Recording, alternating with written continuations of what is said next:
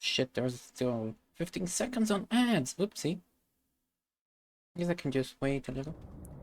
Enjoy the little music over here for the people who may still be stuck in ads. Just a little moment. Also, hello, Pencil. Thank you for getting the first. Pencil. Naughty, naughty. Okay. Here it is. One for. Let me try to practice a little bit of a different one. Hang on. Here's a little kissy for you. There we go. Nice little sound, if I say so myself. I'm slowly becoming better. These with these sort of things. And thank you for redeeming first. You get a whole night great grammary. Always eager to see. I'm always eager to know or hear if you have any ideas of what you want to do with her. No matter what kind of idea do you have. But anyway, I didn't say my grading because I changed screens a bit too soon, but hello, good evening, good morning, and good afternoon. I'm Manasong, a lewd, degen and professional multiverse wizard specializing in world building and a Waifusmith. Now, floating by my shoulder is Grammary, a succubus is always open to game or acolyte. But the milking session is for after the stream, because right now, time for some more gaming. And let's just actually just open up in the underwaters. We're continuing. Hope you're doing well, man. Thank you. Hope you're doing well too. And so right now I'm feeling like I had a dinner an hour ago, but it's still being a little like still feeling sleepy, honestly. And then I went into turn kite stream for some ASMR. I was like, oh my god, I'm gonna fall asleep before my stream, but I have to stream. So I'm still being very slow right now, my mind. But I also wanna do this game faster because it's fourth stream. Did I? No, let me check. Others number 4. Let's just add this. There we go. To the title, so when I make the export, it's easier on me. It's the fourth in other streams. I wanna play the next game. I wanna play Magic Carpet on my list. So I need to finish this game soon. So I need to focus and actually wake up. Jesus Christ, I might actually need some coffee. But it's night over here. I don't want to drink coffee at night. Anyway. Pool network. A complex pattern of pools fuse the seabed, shimmering with toxic chemistry. Creature tracks. Patterns of dents in the sand show the paths of the feathery creatures that cross from pillar to pillar in slow and purposeful loops.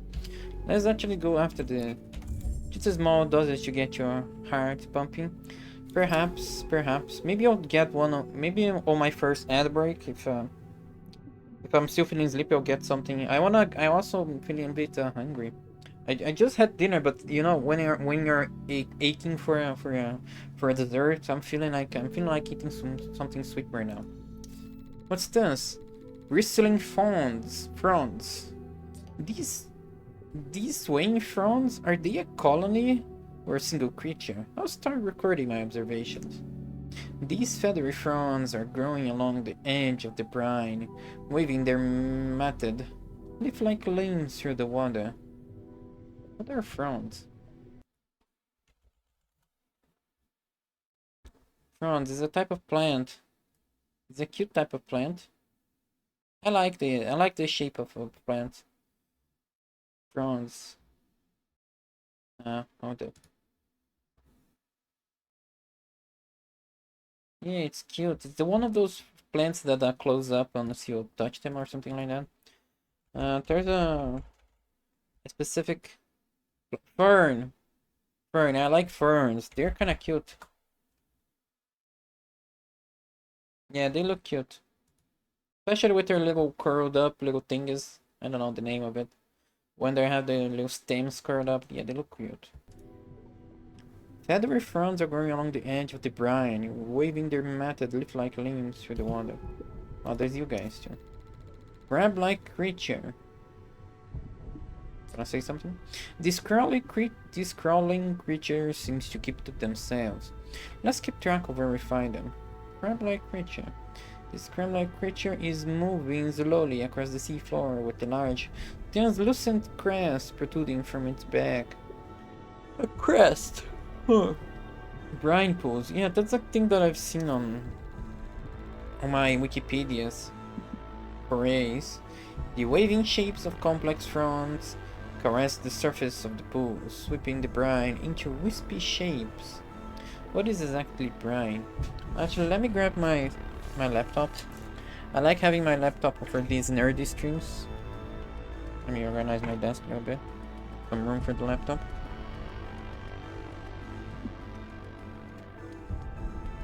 For these nerdy streams, I like to Google stuff a lot. Oops, I bumped my mic. I like to Google stuff a lot, but if I click out, the sound stops. And I really like the soundtrack of this game. So let me just open Wikipedia on my laptop on the side over here. It's just annoying that there goes my fan. It's just the power plugs over here are kind of like lewd. They keep Suck. going out, and I have to come to. Power plugs are loose, so I have to wait. Where's the suck? Hello? I did not hear that. Did you hear that? Oh wait, I split up my audio sounds. Whoops. Did that play a sound? I did not hear it.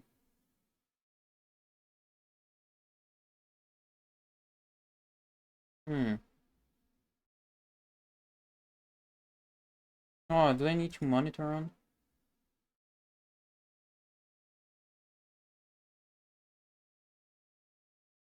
Monitor and not what?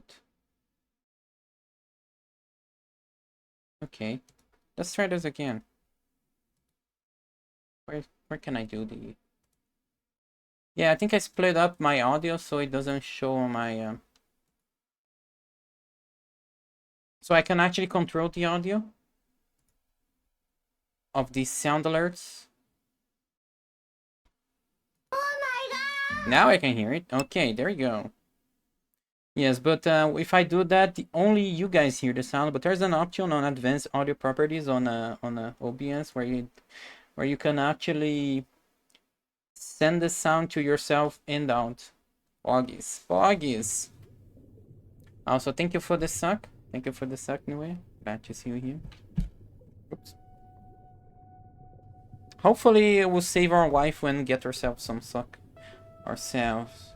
Well, not ourselves, we are the AI, but we might be able to witness the scientist dude get his own suck from his wife if he saves her. So it'll be an interesting thing to witness. Now, brine. That's what I wanted to Google. Brine pools. Brine pools, sometimes called an underwater lake, deep water, or brine lake, is a volume of brine collected in a sea floor depression. These pools are dense bodies of waters that have a salinity that is 3 to 8 times greater than the surrounding ocean. Brine pools are commonly found below polar sea ice and in deep sea ocean. Those below sea ice form through a process called brine rejection. For deep-sea brine pools, salt is necessary to increase the salinity gradient. The salt can come from one or two processes: the dissolution of large salt deposits through salt tectonics, or geothermally heated brine issued from tectonic spreading centers. Organisms, these creatures, extremely deep sea and polar brine pools are toxic to marine animals due to their high salinity and anoxic properties, which can ultimately lead to toxic shock and possibly death. Oh. You know, this sort of thing is cool. Brine pools, like just in the ocean, and then there's a piece of ocean that's toxic for fishes itself. That's fucking cool, honestly. Crab-like creature. On closer inspection, the large translucent crest appears to be a gas-filled organ or bubble of some kind, rising from a slit in the shell. Gas-filled organ and bubble of some kind. Fishy. Fish molly. Yeah, that deep sea is cool. Deep sea is cool. If not ugly, but still cool. Bristling fronds. Each of the many limbs of these branching creatures is carefully dipped into the brine pools, one by one, before pulling back. Can I go over here? Oh wait, let's read the others before. Occasionally, this creature will sip its limb back into the body. Occasionally, this creature will sip its limbs back into the hairy mass of its body before thrusting them out again. What is it doing? It's scratching itself. A mucus bubble sits on the silt shed from the back of the bubble-like, bubble-skin creatures, which are tracking the perimeter of the pools. Some pools transition into bare sand, others are choked with fronds. Okay. Sample candidate. Feature. Oh man. Now that is a lot of brine over here. Yeah, this yellow. I can't cross this area. I mean, I can cross, but it consumes my oxygen filter over here. And that's not good. Sample available. What's the sample button? This one. What's this? Muco tissue. Mucus bubble. A multi-chamber mucus bubble found on the ocean floor. Ooh. Bristling fronds. The thick hairs of each frond seems to be mottled with a reddish substance. Does it grow there? Amongst the hairs? Mottled with a reddish substance. Methane seep. Among the pools, a pillar of shining bubbles rises up towards the surface. Methane. Methane. I read methane about on this brine pools. Oh yes, the brine often contains high concentrations of hydrogen sulfide and methane, which provide energy to chemosynthetic organisms that live near the pool. These creatures are often extremophiles and symbionts. What's a symbiont? Okay. Yeah, it's a hard place to live in the seas of salt. Unless you're a League of Legends player, or maybe a MOBA player, or maybe even a Counter-Strike player. So yeah, this will be home for these kind of players. Microbial mats. Bright orange carpets of microbial growth gather beneath the waving fronds, stretch away from the pool. We could sample them here. Ooh, okay.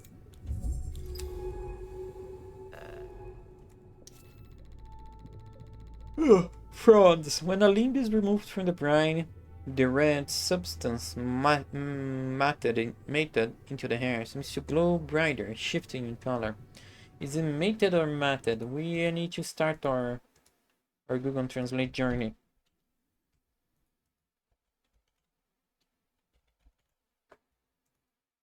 Matted. Matted, not even matted, it's matted. Okay. Bacterial colony. Brine mat, an orange bacterial mat sampled from beside the brine pool. Cool. Sandy rise. From this light elevation, the gleaming surface of a huge brine lake can be seen out the east. Frond colonies. The dipping motion of the fronds as they filter the brine creates a hypnotic sense of motion along the edge of the way. This is cool, a hypnotic sense of motion. Bristling fronds. It seems that this substance caked into these creatures' hair is reacting to the brine somehow. Perhaps it is helping them feed. Substance caked into these creatures' hair is reacting to the brine. Huh. Yeah, a symbiotic relationship, I'd say. A bank which skirts along the edge of a large shadow pool. Okay, now let's go deeper into the brine. Glistening bubble. Bubble shed from the back of a creature sits at the edge of the lake, brine curling around its base. Cool. Oh, see? Yeah, just touching the brine. Oh, and now you want me to go into the brine? Really? But okay. That's kind of new. Oops, no, that was the wrong one. I should have clicked you. I log these creatures as brine eaters. You can take a look at my observations back at the base. Crab-like creature. These wandering creatures noisy chew, not noisily. These wandering creatures noisy chew away at the rock and silt of the ocean floor, filtering for nutrients perhaps? Brine eaters, branching feathery. Oh yes, I have a yawn counter. I think I just yawned twice. So how many yawns did I read? 95 times. We'll reach 100 yawns soon enough. Which grow alongside brine pools, carefully dipping their mated and stained limbs in and out of the brine. Yeah, I've heard that there's since brine is so toxic, there are a few types of fishes who they live at the edge of the brine. They dive into the brine to gather food, but if they stay too long, they get paralyzed by the brine. Oh, what the fuck? That one is a big one. Stilt-legged stone creature. How can these creatures survive out here among the brine? I'll start keeping notes on their behavior. This tall, crab-like creature towers above the brine pool. An unusual assortment of rocks, shells, and bones adorn its back. Another one. Another yawn. So yeah, the fish, if it goes into the brine, this little pools to hunt. But if it stays too long, he gets paralyzed because of he goes into toxic shock, and then he dies. Like it's pretty brutal. There's some life forms who live pretty brutal and kind of miserable lives like that. It's crazy, really. Also, hello, Mimi. Lovely to have you here. Hat is off now. No safety, no protection, breathing only. Next one. Glowing shape. A faint pulsing glow like lightning in the storm can be seen beneath the cloudy brine. Brine shore. Here the complex of pools melts into the lake, which shines with a toxic insanity. Can anything live out here? Oh, another one. Stilt-legged stone. I'm seeing this creature take dead remains from the brine pool and decorate itself with them. Trophies of shell and bone. Trophies. Okay, we can't even see. There's a special point over here because everything is yellow. Like, I'm not sure if that's a good choice of colors over here. Okay, let's go in this way. Yeah, it consumes my... Oops, this brine lake is vast. I can see the other side. Okay. What might be hiding within its toxic fog? Do you think life might survive out here? Clearly there is life all around us. It's true that this planet has shifted my ideas about what is survivable. Perhaps there is something out there waiting to be discovered. Well, there he is. We have a crab-like creature. We have these little briny feathers, brine eaters over here, and there's also the big stilt-like creature somewhere out there. Also, is everything in yellow over here? I guess this area is just brine, so I can't actually go into. That's one huge pool over there. Oh wait, where are you? Fast creature. These rapid swimming lobster-like creatures have dark shells with very large translucent tails. How do they move so fast? These creatures are so fast, their dark color makes them hard to see, but let's keep track of them. Have dark shells with very large translucent tails. How do they move so fast? I'm seeing a theme around the life of this planet that everything's translucent. Like, I guess it's the creators wanting to make things a little bit more alien and mysterious looking, but there's a lot of translucent stuff going on over here. Oh, there's another life form over here, moving. I'll read it in a second. Brine waves. Something out in the dark is sending these low waves to this burning beach. What could live out there? Crab-like creature. Different individuals of the species seems to have varying sizes of bubbles on their backs. Are they carrying oxygen in there? It could be. A way to survive into the brine is just to, you know, not... Oh! Brine Lake. The water is blinding. Milky white flow in the headlamp. Okay. Yeah, a way to survive the brine is to do not breathe. Because the problem of the brine is that it's too heavy, there's too much salt on it, so it becomes toxic. Let's take a look into brine pool picture. Pictures of brine pools, because they look cool. Yeah, they have a deeper color. Not a deeper color. They have a low visibility or something like that, I guess. I wonder if no, if you swim into a brine pool, I don't think it should do anything bad, right?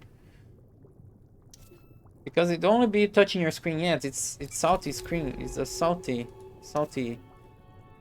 There's a salty water touching your screen. Touch your skin, not screen. Jesus, touching your skin, but it shouldn't do anything bad, right? Unless it somehow leaches something out of you through osmosis. And hang on 1 second.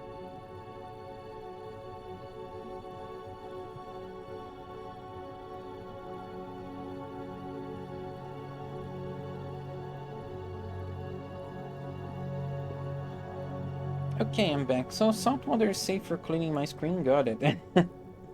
It should be technically. How are you today? Well, I'm feeling kind of sleepy right now, and also in need of chocolate, in need of some sweets. I didn't actually do a lot of I wasn't really very productive today, but still, I'm feeling sleepy. Guess I'll get some coffee on my first little break. I had to do a little bit of walking today, but still not enough to make me tired. I'm just one of those sleepy days, I guess. Yeah. I need to play something a little bit more active, really, to wake me up right now. Also, I'll do reading. I also listen to a lot of ASMR today, so it has been a very sleepy day. Burning beach. The edge of the lake is stained with brightly colored bacterial mass, which recede beneath the cloudy, toxic mass of the brine itself. Okay, can I? No region. Okay, I need to walk back if I run out of stuff. Time for Counter-Strike. That'll wake you up. That'll certainly wake me up, but not in the good way, though. I'm not very fond of Counter-Strike. Toxic waters. I swear I can hear the brine eating away at the suit. Oh, let's cross this. Let's cross this fast. Pool network. The ocean floor rises back out of the pale brine into a series of rounded pools. Where is this? Okay, out. There we go. Sorry if I made you sleepy. No worries, Stormkite. It was a good sleepy. It was a good type of sleepy, honestly. It's just that I've been doing a lot of sleepy things today. Still to lack stone. Blue mirrors glow faintly on the remains piled on the strider's back. Are these bioluminescent creatures or chemical phenomena? Yeah, there's 2 games that I actually want to play after. Man of Song Sleeping. I wish I could. I wish I was sleepier. There's 2 games that I want to play. One of them is Magic Carpet, which is an old DOS game, and the other one is Exo 1, which is a modern exploration game. Very weird and abstract. I'm not sure which one I want to play, but I want to play them both, and soon. Honestly, there's too many games I want to play. Let's actually go over here. Meager patch of high ground provides a dreamlike respite from the milky water. Strange creatures crawl across the lake. Shad carapace. A small moot carapace. What? Carapace. Carapace. Ties, indeed. And wrap those ties around my head and squeeze to wake me up, please.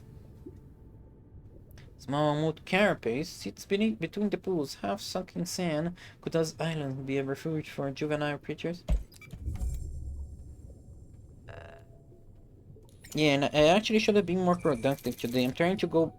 I'm technically in a sort of a vacation mode where I don't have any sort of schedule for my writing releases, but I need to make more.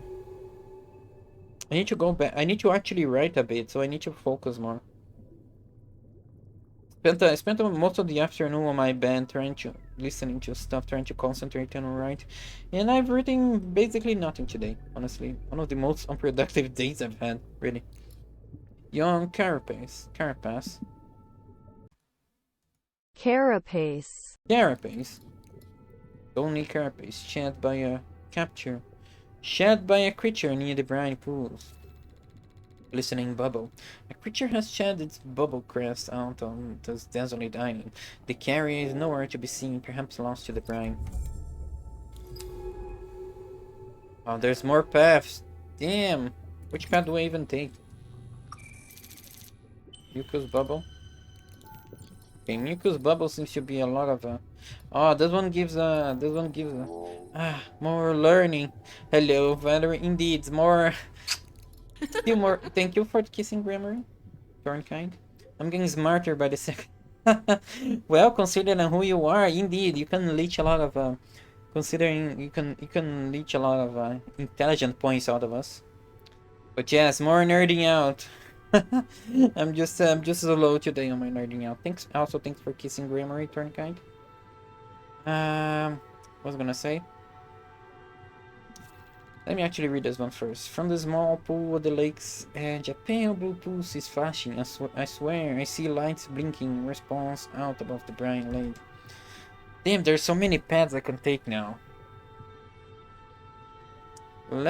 Yeah. Oh no, it's a sample candidate. Maybe there's no path over there. Grammar looking fine as always. Indeed, she's always the finest.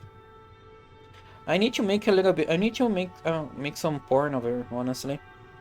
I've been meaning to make more lewd stuff with my AI, and she really deserves more art of her. With my AI generations.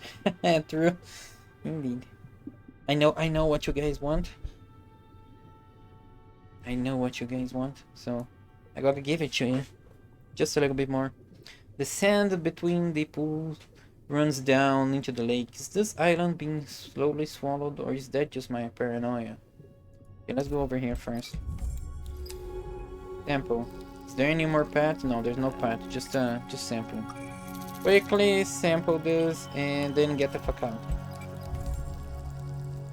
What did I get? Brine shell. This one gives energy. I also want to make porn of myself, really. Oh shit. Hold up. Did I read this? Oh, okay, yes, I did read this one. I've been meaning to make a nude model of myself. Is there anything out here? I see tall shapes in the dark, but I've been kind of tired of working on certain stuff like that. Distant lights, pale beacons flicker across the lake. What are those? Like, I've been working on my model almost every day for something like a few months already. The sharp shapes of remains jut out from the pale brine like mountain peaks below clouds. Lewd, indeed. I am the lewd degen writer over here, so of course. I gotta lewd myself. Complex pools, the edges of the lake are like a miniature landscape of creatures in depression. I think I heard a creature make a sound or something like that. Okay, now we are safe. Stains of basalt juts out of the brine pools, providing a tiny safe zone from the toxic clouds. Toxic liquid. The small bank of silt is slowly slipping away beneath the cloudy surface of the brine pools. I mean, if I became I'm a lewd writer minus some diving. Diving into this booba, hopefully. But yes, diving into this water. I am indeed a lewd writer, so why not make some lewd models of myself? It is part of the fun to lewd yourself, you know. Sand Peninsula. A thin strip of sand pushes out into the lake, surrounded by toxic pools. Okay, I guess we're going back in this path. Lake edge. The haze lifting from the lake and pools all around make visibility very poor. Vague shapes split in and out of columns of bubbles. Ooh, a new one. Brine Strider. A stilt-legged, crab-like creature that clears the brine pool of dead remains, providing a habitat for growing life on its white shell. I'll call these mournful creatures brine striders. They are walking lanterns calling out in the dark. Lanterns! A habitat for glowing life on its white shell. Okay, this is actually a cool type of life form. Big, slow, lumbering creatures will have a lot of other life on it. It's a cool concept, though. It's a bit scary in real life to think about it, because imagine you have little things growing on you. Imagine you have something like barnacles growing on you. That's... Trypophobia, please. But when it's alien life, yeah, that looks cool. Right shore. This lake is bigger than any seep I've seen on Earth. The volume of methane trapped in the bedrock must be impossibly fast. So yes, if anyone wants to make me happy, you commission or actually make a lewd art of me. That is the greatest gift you could ever give me. Aside from visiting me in real life. Oh, hang on, I got a ping on Discord. Where did I got the ping? Oh, over here. Jesus.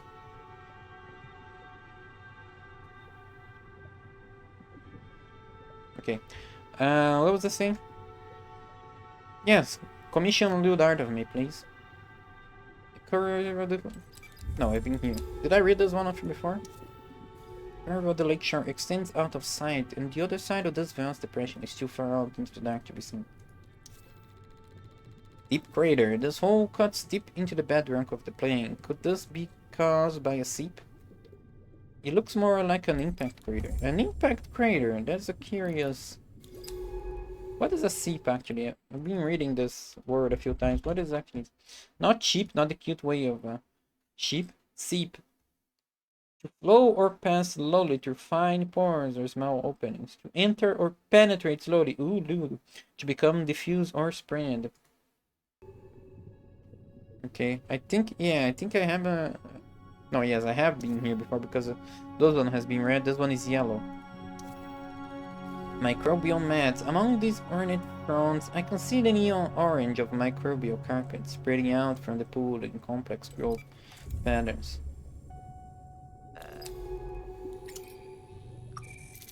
But I actually need to make a proper reference for my nude self because... Oh, I'm full now. Not of cum, but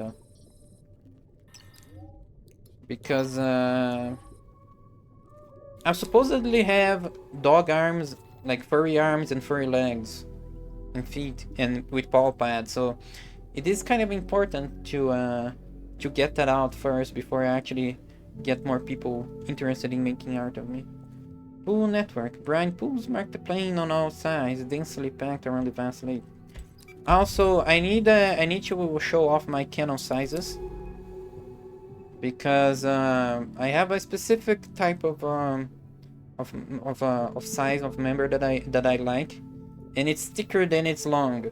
No, not exactly. No, not that. That looks like it's gonna be like some weird rectangle. But by that I mean it's thicker than average, but not very long. Ooh, this one. Oh, I've already scanned you. Lake Causeway. This rise projects out towards the vast brine lake to the east, cutting between deep pools. Okay, we go in this direction, I guess. Let's go around. I think we're gonna go back over here and have been here before. But then we'll just move on first then. Poison remains. Along the edge of the larger pools, the shells and skeletons of creatures loom out of the silt, victims of the toxic brine. Wait, why would they be on the edge?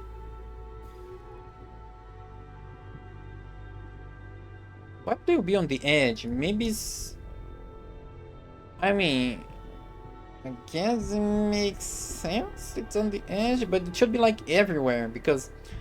How would the creature die? They'll go in into the toxic pool, they do not manage to go out. So yes, at least on the edge of the brine there will be, but there should be more corpses litter all over the lake, honestly.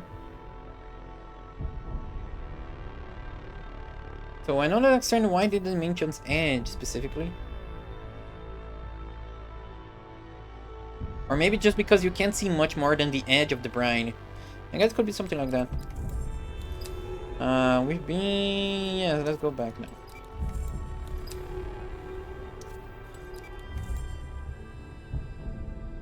Fair enough. What do you plan on doing with it? Wait, did I read that comment before? What was that about? My brain is still low. I kind of lost track of what was going on. What was I even saying? I was talking about lewd stuff. But I don't remember what exactly that question is about anymore. Unlike the shallow deep marks in the south, these deep craters plunge through the silt into the bedrock. Yeah, my brain is very... Ooh, these aren't seep pools. Something impacted the seafloor there. Or here. Meteors? But how would they get so deep? Could some creature have left these? I do not know if a brine pools will be like this in real life. Like there's a shit ton of brine pools over here. What was the brine pools? Wikipedia says the brine pools salt is necessary. The salt can come from one of two processes: the dissolution of large salt deposits through salt tectonics, or geothermically heated brine issue from the tectonic spreading centers. What is a salt tectonics? Cartoons show formation of salt domes from an initially uniform thickness salt layer due to loading.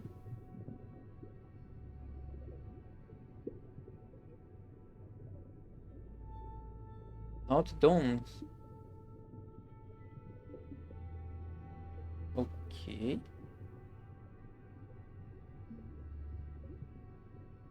Passive salt structures, reactive salt structures. This is a lot of salt. Salt layer. I guess it kind of makes sense. Going per the pictures, it makes sense that the pools will be like this, though. Silt strip. A thin causeway leads between the pools, away from the gate. Okay, there seems to be less pools over here. Let's explore this area first. I think I've explored everything behind us. Just there's another path over here that I haven't, because it's full of... Well, it's through some thick layers of thick numbers of lakes over here. So it's better to just leave that one for later, I guess. The brine gathers in the small crater like a settled storm. It would be beautiful if it wasn't so toxic. Wait, what? Brine gathers in the small crater like a settled storm. Well, that's a poetic way to say it. Sandy rise. The pool seems to continue to the north. But why do they start so far away from the main body of the lake? Hello, Bancam. Nice to see you here for this sleepy stream where I attempt to stay awake and and alive, I guess. Oh, 16 minutes until the end. Okay. Where was I? Reading stuff. Yes, reading. Yes. I read this one. I think I did. The pool seems to continue to the north, but why do they start so far away from the main body of the lake? Why hippie though? I'm not exactly sure, just a nippy day. The silt bank allows passage between the two parallel strips of craters leading north. Glowing shape, sample candidate. Okay, this one is important. Something is emitting a faint glow beneath the brine. It has the sharp shape of a shell, perhaps skeletal remains. Ooh. I did not go to sleep late yesterday. I was on Valerie stream, but I still went to sleep. Oh, I need to go back. I was watching Valerie streams, but I went to sleep at a normal for me time. It was 2 a.m. like 2:30 a.m. until I actually laid down on bed, which is a good time because I got like almost 8 hours of sleep, I guess. Empty crater. Empty of brine, this crater was clearly caused by a large impact, showing radial cracks in the rock spreading from a single point. A crater. Oh wait, there's something over here. Something different over here. What's this? Isolated oasis. Sample candidate. Despite the toxic brine on outside, this glowing oasis clings to its rock, even if it is melted away.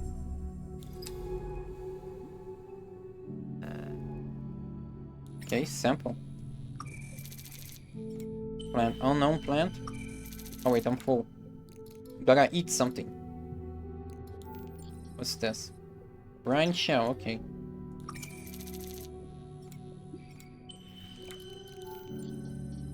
Deep pollen. Large floating particles produced by deep sea plants. What are these plants? Bright fan. Like the fans found in the bloom? Wait, you're gonna say something. These fans seem to play a central role in the ecosystem here. I'm going to start recording data. Okay. These, like the fans found in the bloom, these creatures are fan-shaped fielder feeders. However, these variants glow with a cold fire. How poetic! Glow with a cold fire. Some of these are kinda nice, but also poetic. Trefoil petals which gather around the glowing fan. Oh, what are these petal-shaped creatures? Oh, it's something new. They only grow around the glowing fans. Let's start logging data. Jesus, there's so much new stuff over here. There's the crab. There's the fern. There's this now. There's also this, and there's the big lumbering stuff. There's a lot of life forms over here. Pale petals. Trefoil petals which gather around the glowing fans of the deep. They angle themselves towards the light like expectant children.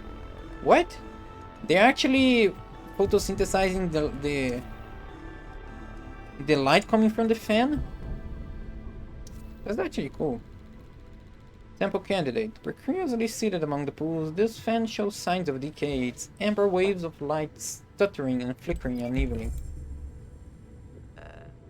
Like, imagine they use the brine. Oh, I'm full.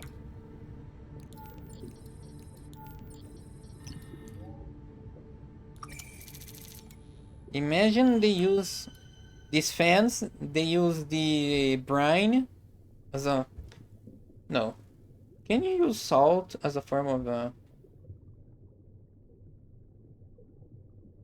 energy source?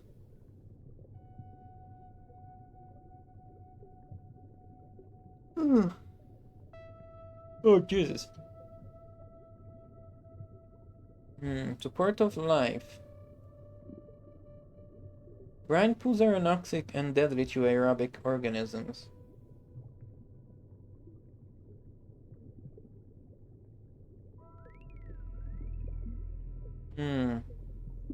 Because brine is a special place that's toxic, and only certain things can live in it. But why would they why would they live into the brine when they can live outside? Maybe it's just for predators or something like that. Yes, it could be. So the brine pools is a special place where just a few types of life forms can live in more relatively safety. And then you have the things that are the life forms that live outside the brine, that specialize in getting the free nutrients that are inside the brine, because they are like lower risk than being a predator or something like that. And then I think this extends to this fan, which is somehow related to the brine. No, it's not a... This is not a brine pool. It's not around the brine. What's the purpose of this fan? Why is it here? Why is it living here and not anywhere else?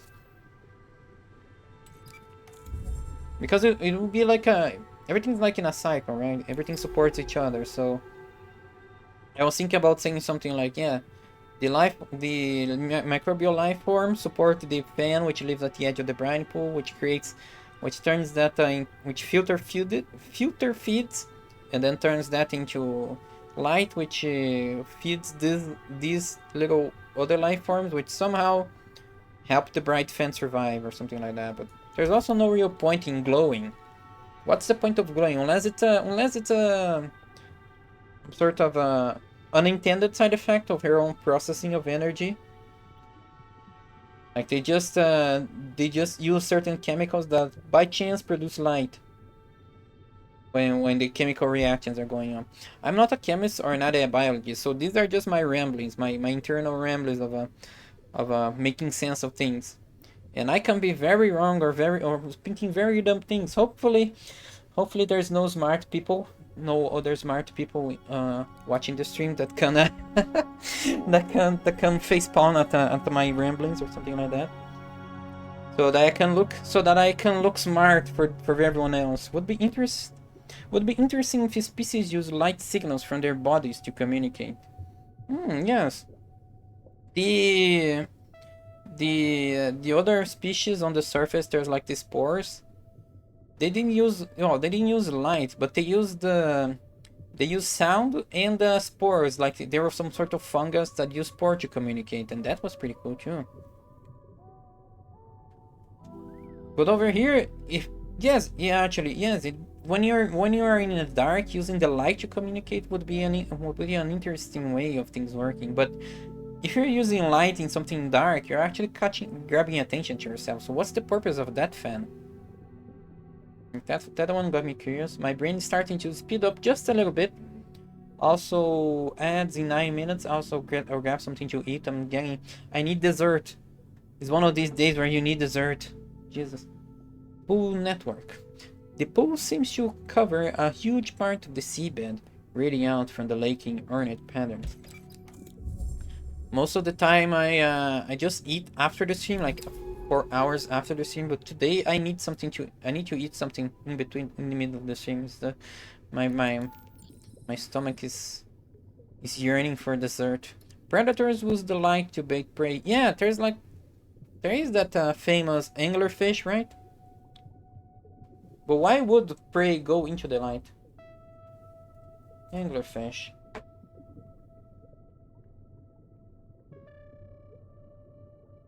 The famous anglerfish. I haven't actually read much about it. I only know about it from what you get into what you can learn about it from like popular media. Like say Nemo.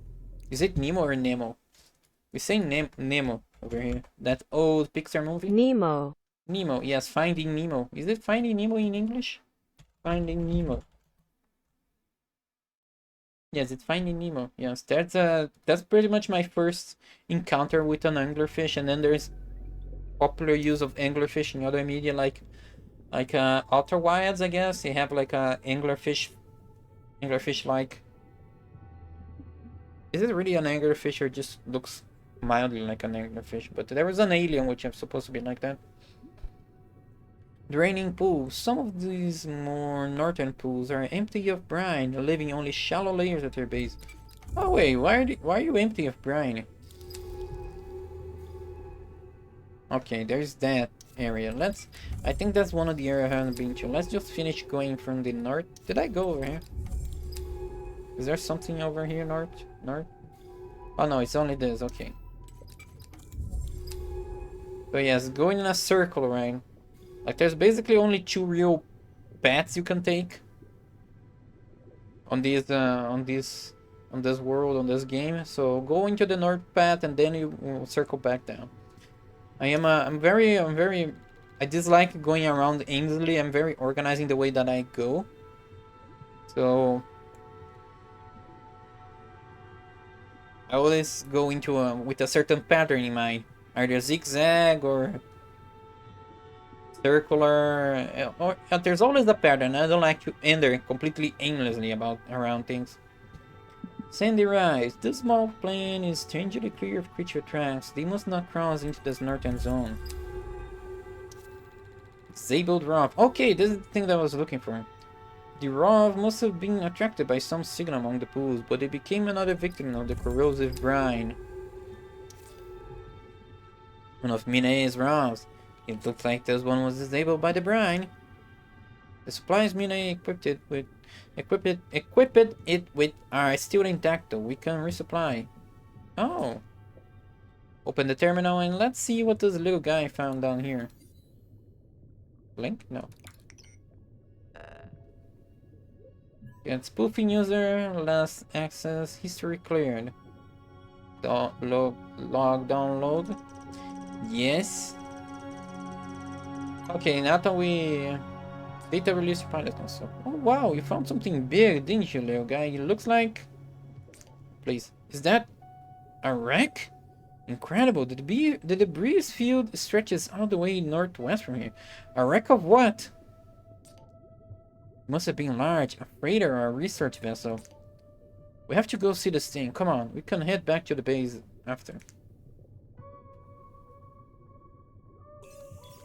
I think it could be alien. Unless it was something that crashed over here. I don't think it... Yeah, because there is all the secrecy and mystery about what's going on in this. It must be aliens, right? Aliens meme. Guy with the weird hair. Debris field. Whatever causes the string of impact craters, parts of it lie all around. Huge jointed forms of corroded metal.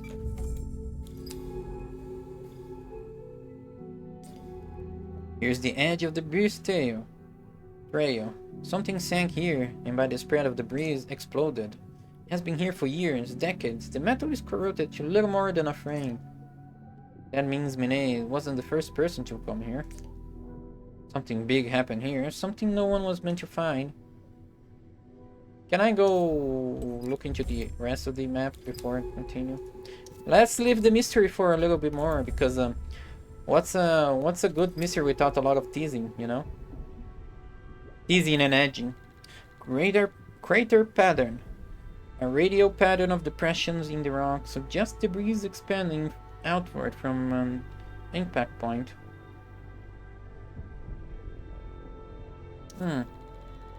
Glistening bubble. Oh, sample candidate. A mucus bubble shed from the back of a creature sits atop of a small pile of silt as if it were an egg. As if it were an egg. How curious. Curious and curiouser. Oh yes, another yawn. Yeah, I'm not reading, so these yawns are like... What's this one? Mucus bubble. 2 minutes until ads. I'm not reading anything, so these are legitimate yawns.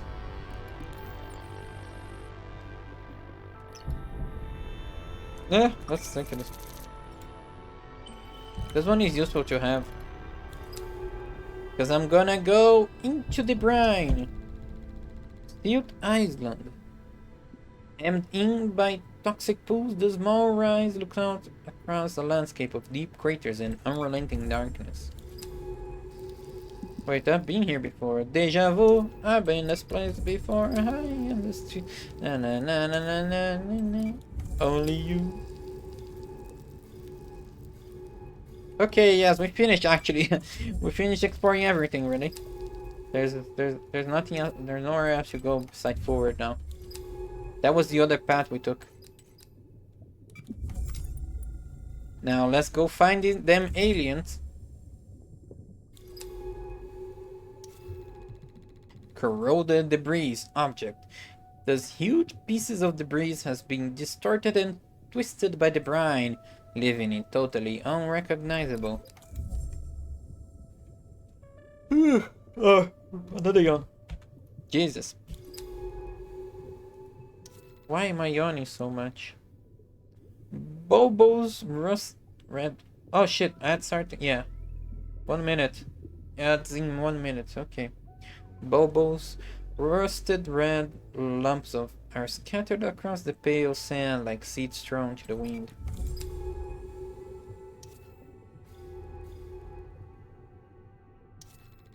Twisted frame. The spars of the frame.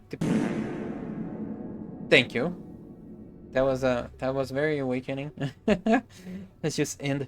Let's just start the ads anyway. Well, I don't want to smell this one. Let's just... Your wake-up call. Indeed, it's my wake-up call. I don't want to smell it, so I'm just gonna start the ads. See you guys in 3 minutes. Maybe more, because I want to eat something.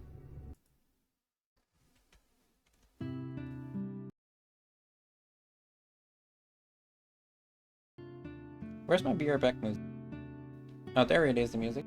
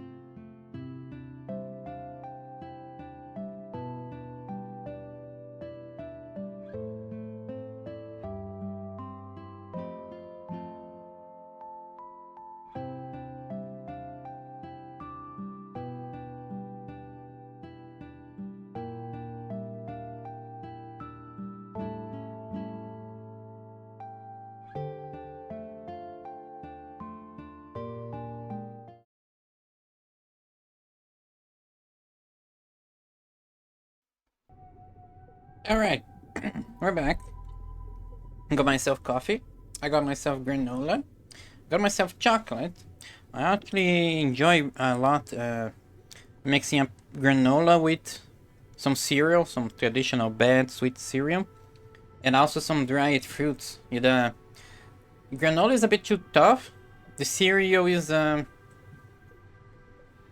traditional cereal is a bit too unhealthy to eat on its own. Yes, Americans. It is unhealthy to eat that much amount of cereal as a breakfast cereal, and the dried food help up to give a bit of a different little taste to it all, really.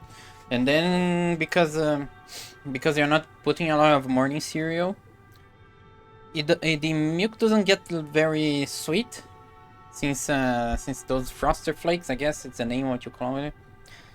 Yeah, since there's not enough frosted flakes to sweeten up all the milk, you just put a drop or two of sweetener, artificial sweetener. Yeah, that's actually a very healthy late night.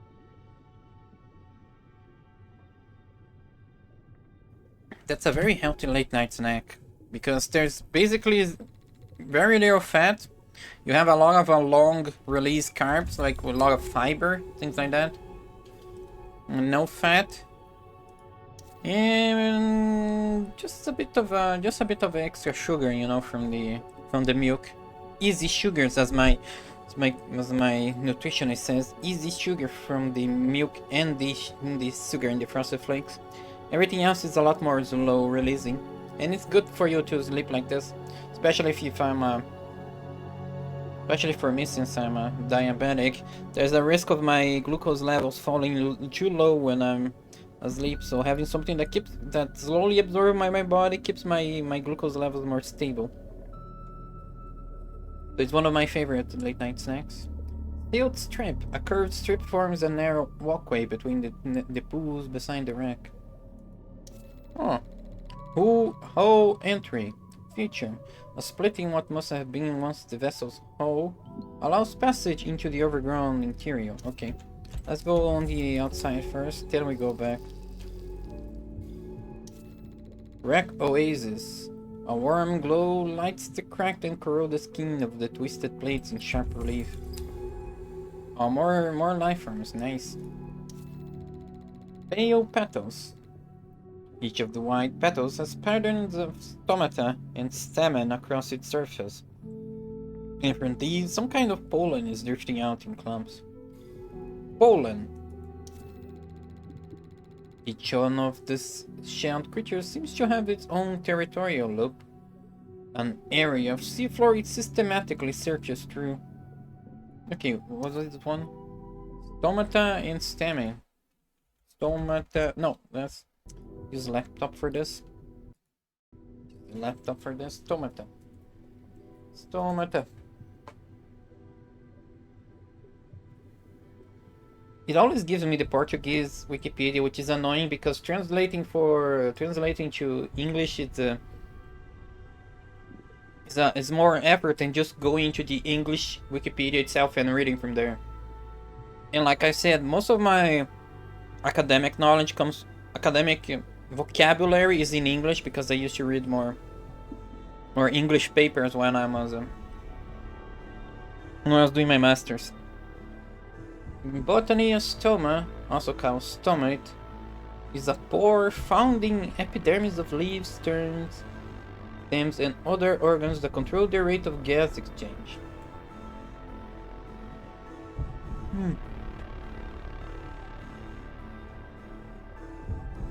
Stomata. Oh yes, it reminds me of stomach. It might have, yeah, mouth in English. In Greek.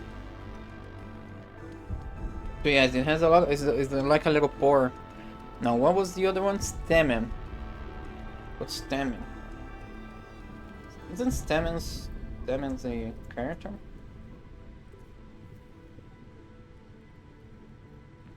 Of card? No. Star Trek. Isn't stamens a character? Stamets. Oh, okay, stamets, not stamens. Never mind. Okay, what's stamen? Why did you give me pictures? Damn it. What? Who was giving me pictures directly instead of me choosing for you to give me pictures? Okay. Wikipedia, English. Is the pollen producing reproductive organ of a flower. Collectively, the stamens form the androecium. Okay, it's like those little tubes-like things that come out of the middle of the flower. I guess it's some sort of flower pee. But what do I know? There we go. What's this one? Bright fan creature. Significantly taller than the bloom's fans, these creatures seem to favor the rocky substrate of the ocean floor's basalt pillars. Yeah, these ones are not part of the brine. They are away from the brine. They grow away from the brine. Why? Glowing fan. Sample candidate. The fan has stuck itself into the side of a vast corroded plate, forming an oasis in the shadow of the wreck. Is it because of the wreck itself? The metal of the wreck or something like that? That it's growing? Fan sheet. Do I have enough? I have one already. I don't need two. It's also only energy, so not really useful. No. Why did you turn that way? Oops, wrong one. There are more things about the one that's ramble about. I kind of forgot already. Eaten fronds. Fronds crowd this piece of debris. Some eaten away by the local grazers. Broken limbs lie all around. We could sample one of the smaller pieces. Oh, okay. It said broken limbs are like, what? What broken limbs? It's the plant limbs, like the branches of the fronds, of the ferns. Not actual limbs. That sounded a little bit gruesome.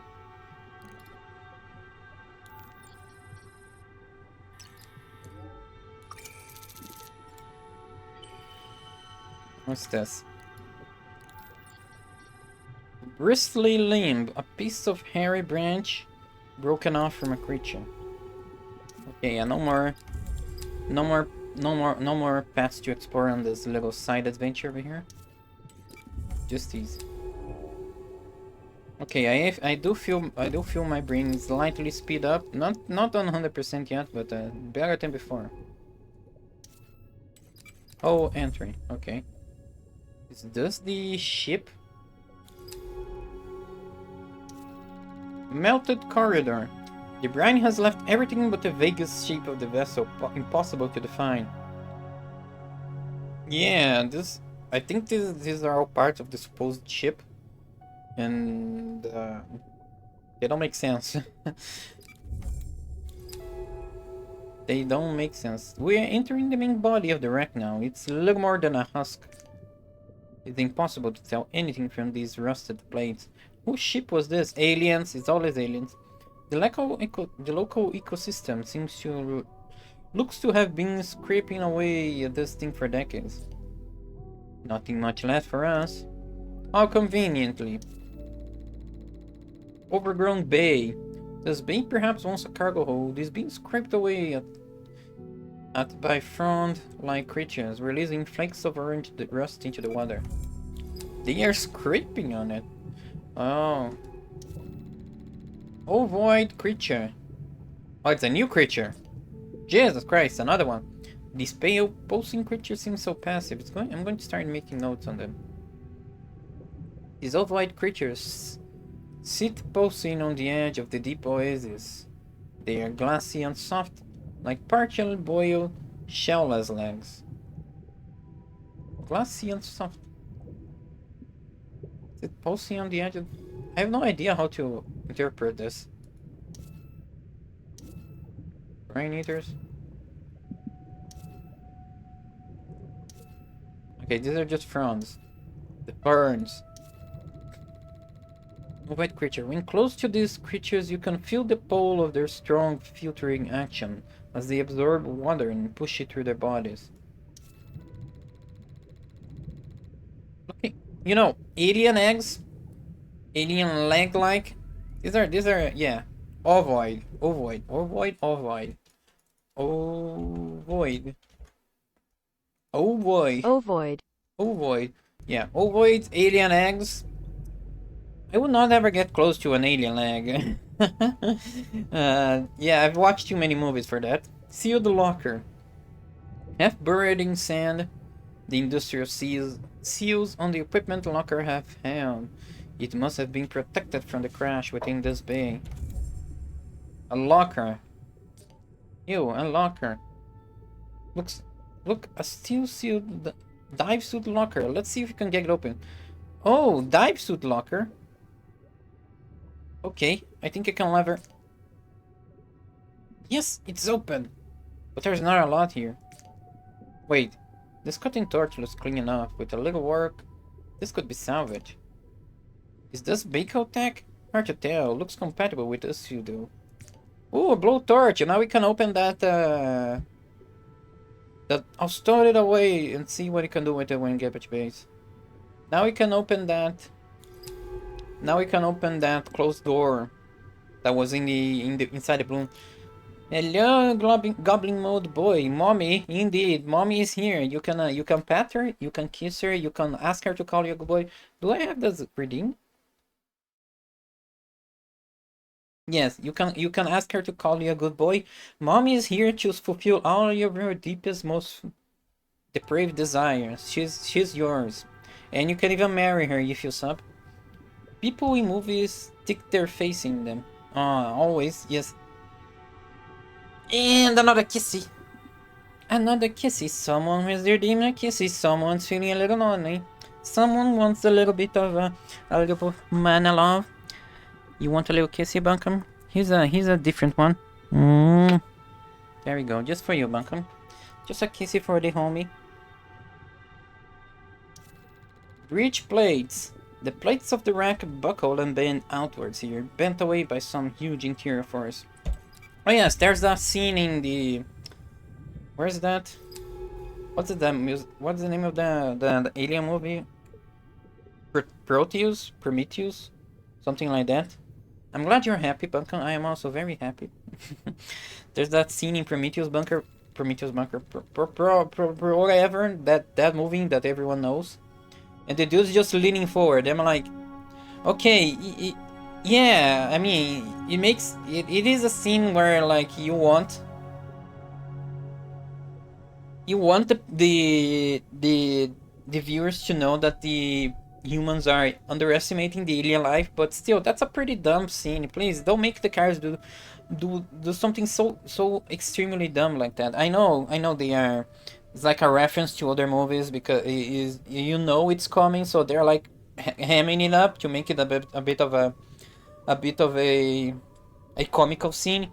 But still, I have a thing against idiot plots. I have a thing about making characters act extremely idiotic just for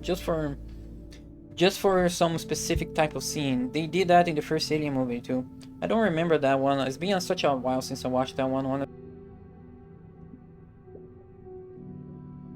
I have a list of movies that I want to watch one day. Maybe one day I'll do movie watch-alongs. Alien movie. Especially first.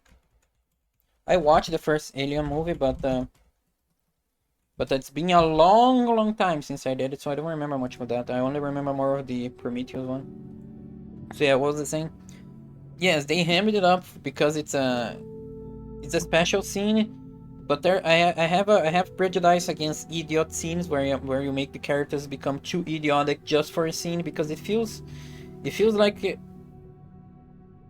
it is breaks the immersion, because you feel the hand of the you feel the hand of the director saying, we need a scene for that specific moment. Yeah, it's a cliche. It's a cliche for horror movies. It's like you feel the hand. You feel too much the hand of the author saying, we need a scene because it's a cliche and we need this cliche. So make it happen in the most obvious way possible for effect. But it's kind of like a cheap. It feels cheap. It has an effect, but it feels cheap. I don't really like that sort of thing. Yeah, I can't really say it's bad. It's just not my favorite thing. It's better than doing it badly, honestly. So yes, I guess if we didn't have a cliche scene, we would have a bad scene where they try to and fumble their way through, and they fumble their way through making a specific scene into making a more how do you say it? More subtle scene, because a lot of modern movies, they have too much pressure from the suits of the top, like the investors and things like that. And investors, they don't know subtlety. Subtlety has been destroyed by design, by committee of people who only see numbers, things like that. It's also the same thing why games are shit these days and other media and things like that. It's all because they don't see, the people at the top don't see subtlety. Now let's move on. Impact craters. The craters clustered around the vessels suggest an explosive force of some considerable magnitude. But why explosive when you're underwater? How does crash even happen? Like you're underwater, you can't, there's not really much fast things that will crash and explode underwater. Unless when they touch, when the thing finally sank, and it was so massive and so weighty that when it finally touched the seafloor, like it bent, and then the instability of bending something created an explosion. Otherwise, an explosion underwater wouldn't actually happen. They would explode like in the sky, in the space, then crashing, and they crash on the water and then start sinking. But a ship, unless it was a submarine or something like that, or unless there's the explosion upon impact on the seafloor. And I find that slightly unlikely that there's specifically imagine this explosion upon the seafloor. It feels weird. It doesn't feel very consistent. Melted debris. Most of the wreck must have already been lost to the brine. Only this section remains precariously settled on a sealed bank. Yeah, it's like a trusting. You need to trust that the devs intended for some deeper meaning instead of just being a weird coincidence or a weird idea they had. Like there's I think it's a meme on the internet where there's the Shazam movie. I've never watched this movie, but it became a kind of a meme where there's a scene where a girl there's a scene with a bunch of kids, but they forgot to add one kid to the scene, and they only noticed that after the scene was already taped. So instead of going back and redoing the scene, they just added one last scene where the kid is like slowly putting on their own shoes, which makes the kid looks kind of dumb. But then later on in the movie, the kid who is the slowest actually gains the power to become the fastest. So it's like the viewers consider that some sort of foreshadowing, where for the directors of the movie, they're like, yeah, that was totally foreshadowing. You're right. You got that right. That was foreshadowing. It was not just us hiding our own mistake. Now, new species logged. I would like to count these lung crests. Those bubbles they carry on their backs are so cumbersome. So yes, you need to trust that every detail that the devs add, they all make sense in the end, and they're not just some weird coincidence or weird oversight that they had.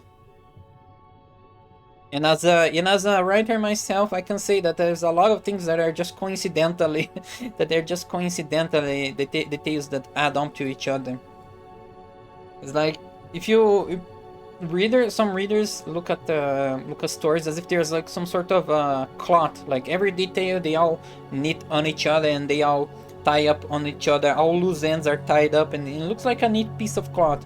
Where for a writer, it looks like a bunch of it's like a mass of wires of all matted up that just vaguely resembles a neat sheet of cloth. So whatever whatever connections readers make. Yeah, I totally support it. I totally support you thinking that I'm smarter than I am. Ovoid creature. These creatures seem to produce small branching buds in the same way that a hydra grows a clone of itself in order to reproduce. Okay, this one is getting a bit more concerning. Produce small branching buds. Same though the hydra. I'm concerned about what those things are. At this creature's interior sits a sphere, surrounded by a reflective membrane, bathed in light from the transparent sections in its body. What? This creature's interior sits a sphere, okay. Surrounded by a reflective membrane, okay. The sphere itself is refractive. Bathed in light from the transparent section in its body. What? What's this last part about? Is there light over here in this part? I think it will be like a. I think this place will be like dark. Oh wait, bright no. Bright eaters. Ovoid creature. Is there bright fans over here? Maybe it's the light of the bright fans it's using, or something like that. Or maybe these little dots over here are bright somehow. I'm not sure I get too much of this biology over here, but okay, we can still research. We can still go back to the Wikipedia pages and read about them. Flooded craters. Could this set of seeps have been created by direct impact? Perhaps it breached the bedrock, protecting the membrane somehow, methane somehow. What? Could this set of seeps have been created by direct impact? Perhaps it breached the bedrock, protecting the methane below. Oh. Okay. Methane. Where will the methane come from? Like, you know, in the brine pools, there's like, where's the Wikipedia article? Yeah, salt tectonics. So yes, there is layers of salt under the seafloor, and you can have faults and tectonic plates movement can cause these salt layers to go up or things like that, and that would create the brine pools. But what about methane? Methane is a gas. Are there layers of methane under the seafloor or something like that? I don't exactly know enough about geology, or about deep sea geology, to understand what's going on here. Oh no, there's another path over here. There seems to be a path over here. Let's go this way then. Discarded shell, sample candidate. A crested shell sits on the edge of the brine pool. Its former inhabitant nowhere to be seen. We could sample it here. Okay. Samples. I need to throw something out. Okay, this one is less findable.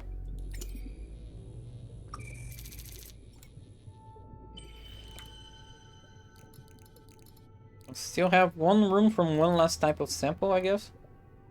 And then everything else. Crested shell. A shell striped with crest. Found among the brine pool. Okay, it was just a single point of interest detour. And go forward now. Wreck Garden. Whatever its origin, the wreck here has become a sanctuary for the ocean's life. There is a beauty to its reclamation. The wreck here has become a sanctuary for the ocean's life. Well, I don't see anything about the wreck, only just... None of this adds up. If there's a wreck here, then there were people. And if there are people, well, why doesn't everyone know about this place, about its incredible life? We've spent centuries looking for a life outside of Earth and found nothing. I've seen so many dead planets, so many barren worlds. I've certified each of them clear of life. Just so an exoplanet extraction corp can pick them clean for maximum profit. Aw, thank you for the kisses, Pantu, I appreciate it. Strip mine them for resources for ever-expanding species needs? This place is impossible. Wanting millions, and yet it is already marked by our greedy fingertips. Who brought the ship here? This has to be history Mine I want to uncover. Let's head back to base. There's more to it. There's more to find, I'm sure of it. Thank you for the kissy, Pencil. I see you're feeling a bit lonely tonight. Wanting a kiss, now you're giving me a little bit of a kissy. Feels like my Dogo charm is getting to you today. That makes me happy, though. That makes me very happy. There was something I wanted to say. I kind of forgot. Oh yes. Wait, what was this point of interest? Wreck Edge. North of here, the debris field fades away as the ocean floor slopes towards the abyssal plain. Abyssal plain. I like the idea of abyssal plain. You know, big, dark emptiness. It feels humbling. There might be a specific name for this sort of feeling. Feeling small. Wait.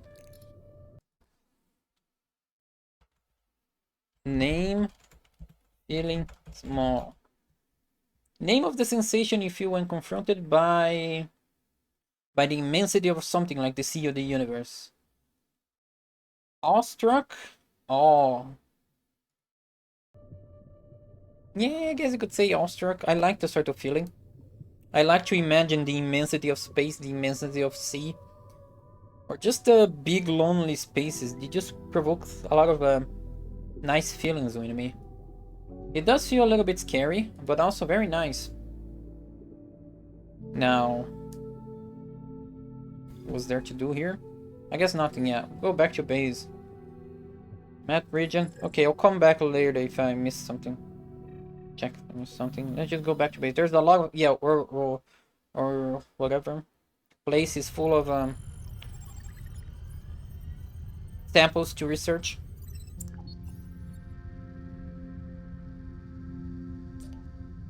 Something has happened. Come to medical now. Uh-oh. Mine is growing. I haven't dared to go in. I can't make sense of the readouts. Her vitals are unreadable, but she's still alive. Whatever kept her alive on the slope is changing her somehow. Uh-oh. I've been sat here watching her. I don't know what to do. Do you think she's in pain? I hope so. She doesn't seem to be suffering. But then I don't know what this is. They are procedures. Every base stack is equipped with quarantine system. I can authorize the lab to be purged. End it now. Is that still Mine? I can't... What do you think? Don't purge it! Should I authorize the purge? No! No, you're right. That's Mine. I didn't come all the way just to... Yeah, please, no purgery, no. We need to monitor her. To try to understand what is happening here. Thank you. She's not a confirmed Xenos yet, no exterminatus. I won't give up on her. I won't be afraid of what I don't understand. We can find the answers together. Yes, together. Okay, we can do this. I've hooked up that cutting torch from the debris fields. I hope it helps. I need some answers. Let's find out what they're of. Yeah, I need to watch you two have your moment together. We are gonna save your wife so I can watch you two have fun times. Okay, let's see the dive map first. What's new about the dive map? There's nothing really new about it. Yeah, this area that I wasn't able to restore. Oh, brine eaters, bacteria. The brine pools are surrounded by bacterial mats, but those found in this sector are particularly thick and brightly colored.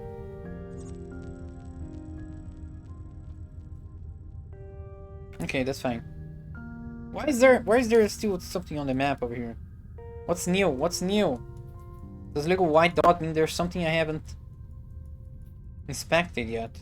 There's no white dots on the map. Ah! White dot, go away. Where was it? Habitation? No. Lab? No. Medical. Error. Vital signs unclear. Foreign genetic material detected. Rapid tissue growth. Error. Uh-oh. It's spreading.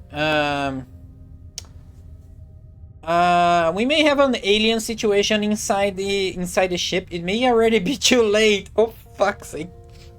We may, on one hand, we may be getting alien waifu. On the other hand, we may be getting a xenomorph on the ship. You know what? I'm just an AI. I don't give a fuck. I will get the alien waifu. And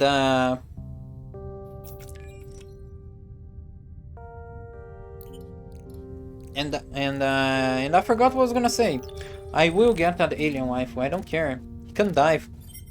I can still survive even with the alien. Lungcrest economy into take it.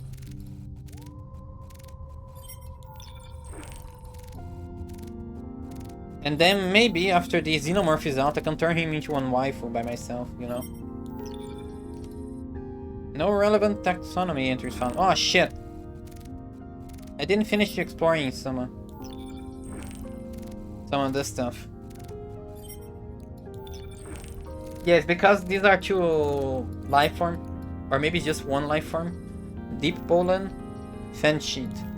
Yeah, it's life forms that I did not find enough of them, so they don't have entries on the Wikipedia, so the samples just add to the entry that already exists, and since it doesn't, since there is no entry to add onto, they fail the analysis. I'll go back, finish that area, and then return here and read the entries. Log 5. There's 3 more logs. Is Mine still Mine? What has this place done to her? I've barely been able to leave the medical level, though I dare not enter the surgery. Did she do this by choice? For those few months on Kepler 62F, it was clear that Mine was struggling with something. We never spoke about it, but behind their intensity lay a frenzied self-doubt. She never talked about her family. All I knew was that she was a rare spacer, born out in the black, on some orbital military base. Some days, she wouldn't leave the berth, just curled up so small, staring silently. Would she do this on purpose? Open up her suit and willingly slip into the deep? I suppose it doesn't matter now. All I can do is monitor her. At least I'm not alone. Oh yes, I'm always watching. I'm always watching you. And I enjoy watching you take a... And I enjoy watching you bath. And I enjoy you take a shower. And I'm eagerly waiting for you to save your waifu so I can watch both of you. Wait, what? Wasn't there something I had to grab over here?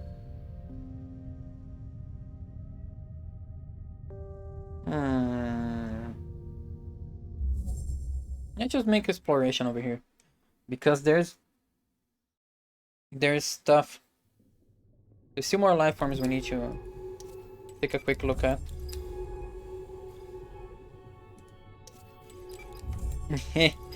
You know me, Pencil. You know me, Pencil.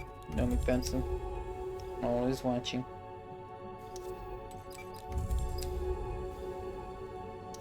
Nothing here.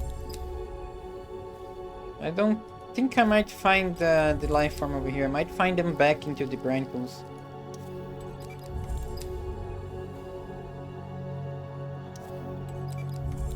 Yeah, but I'll just check just in case. Oh, what's this sample? Oh, what's this? Prime Ignite. Oh, yes, this is the last thing. I'm gonna open stuff now. Sample? No more samples.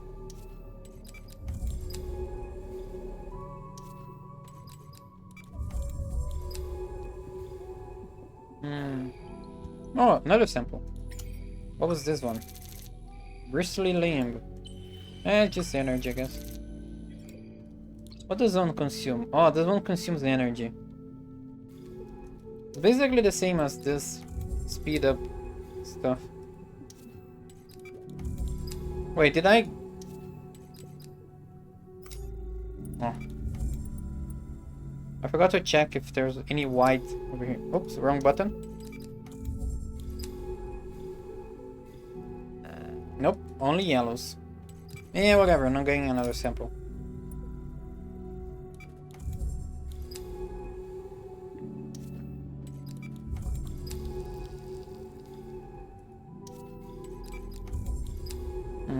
Oh yes! The curious thing about this place is that there's a wreck, yes? But where are the bodies? Where are the bodies? Can I burn this? No. I don't have anything here. But this is the curious thing. If there was really some horrible stuff going on here, some horrible accident that happened over here, where are the bodies? And if it was something from Earth, why did nobody ever come here? Why did nobody report a missing freighter that crashed onto the planet? You know, these are very curious things, unless it was aliens. But still, where are the bodies of the aliens? Well, it could be a drone. That's actually fair, because you know that in the future, drones are most likely gonna be a thing, especially for deep space stuff like that. It's much easier to just send to control a spaceship that takes months to go into space, because there's nothing really special going on in space. It's just floating forward at 1,000 meters per second, but there's not much to do in space. So it's the best place for you to make drones, for you to use drones as a driver. You don't need people driving these big freighters, just drones. But still, even if it was a commercial ship piloted only by drones, someone must have reported it going missing. You don't just lose terminal available. Oh, okay, yes. You don't just lose a big freighter without knowing where it went. There's nothing like storms over here where things gonna, I mean, storms in space, things like that can make you lose sight of a big ship for so long that you don't even know where it went.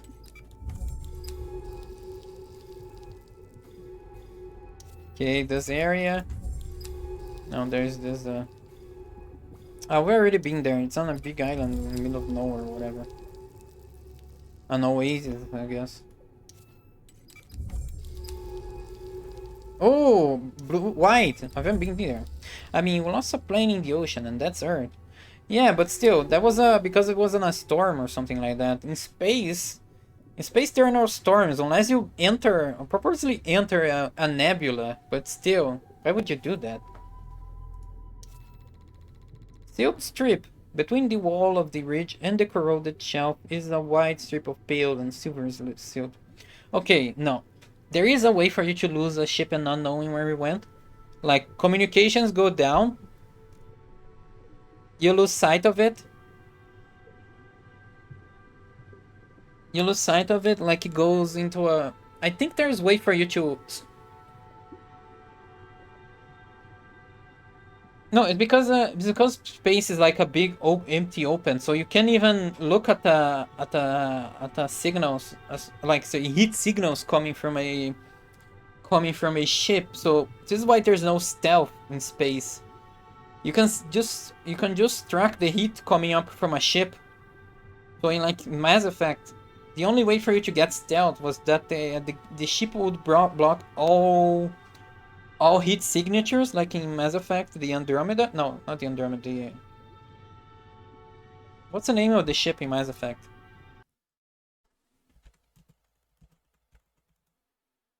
Normandy.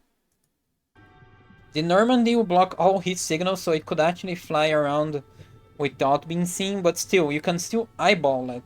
You can still get something like actual light, actual visuals on it. Silt stripes. Well, it is a type of stripe. It's just not usual. It's not the usual type of stripes you you'd enjoy, pencil. Silk strip. Unless you're thinking about something called about a woman called Silt. That's kind of cute name though. I mean, if you ignore the actual meaning of Silt, Silt is a cute name for a girl. Between the wall of the ridge and the corroded shelf is a white strip of pale and silver silt. Yeah, if you have some sort of ship which hid all its heat signals and all its signals, and then lost communication with it, then you can actually lose it. But still, why would you do that? Unless it's something military, unless it's something like, say, yeah, military. Military is the only reason, or illegal. But still, it doesn't feel like it to fit the story. A military ship? Why? What's the point of a military ship crashing here of all places? Pool network. Pools like fall cauldrons motto the seafloor. Bacterial mats bring bright smears of color to the scene. Ah, it's just two waypoints we haven't touched yet. It's not anything new. Oh wait, sampling available. Let's grab that sample. Whatever it is.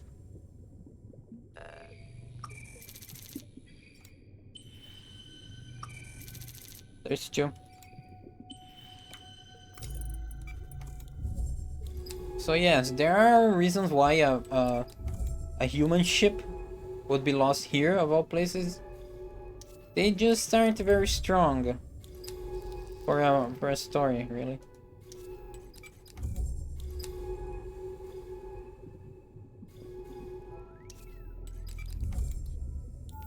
Which one gives energy?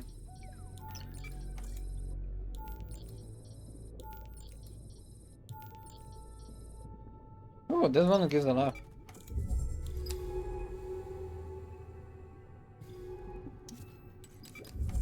Okay.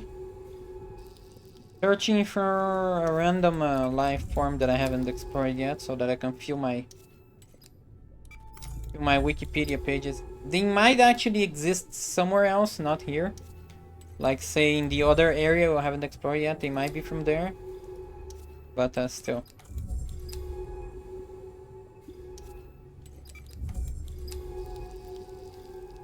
Wait, have I gone in circles now? Oh yes. I think I have, haven't I? Yes, this is the terminal. Okay, whatever, let's just refill.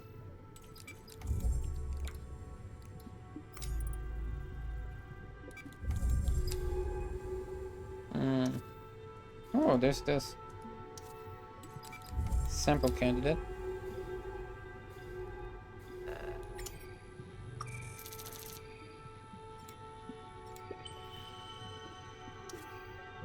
Yeah, bright fan and pale paddles. These are two life forms that I'm missing. I need like one or two.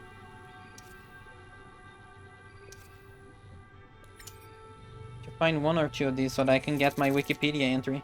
And then I can analyze their samples in the sample analyzer. How long have I been? Almost 2 hours, damn it. We're gonna get... Oh, there's one glowing.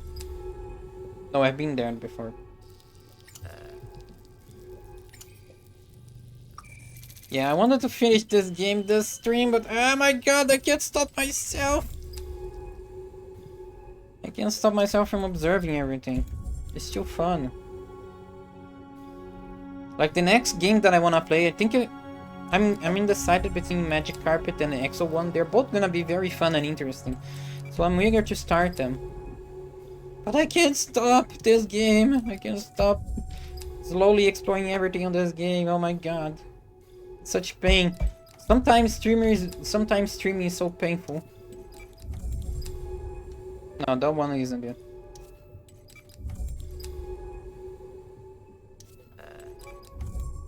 Sampling available, whatever, don't care about that sample.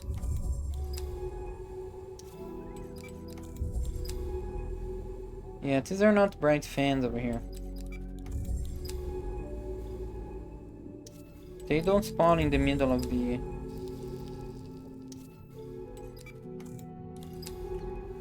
No, this is back to the beginning, like the other.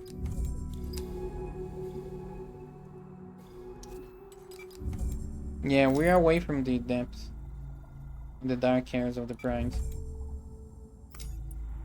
Like the other entrance. Oh, wrong button.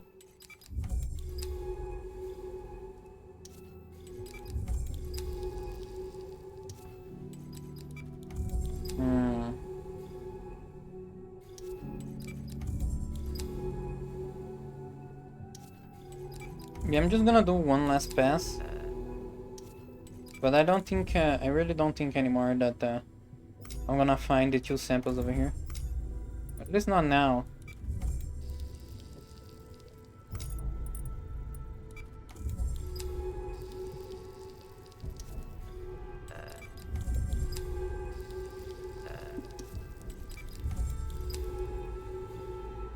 Well, let's just go this way, actually. Then we'll come back and do a small amount of exploring around this area.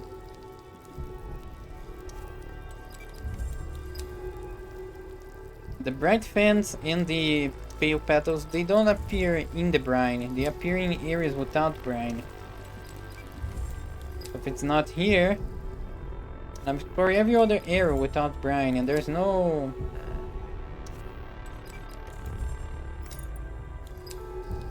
There's like no...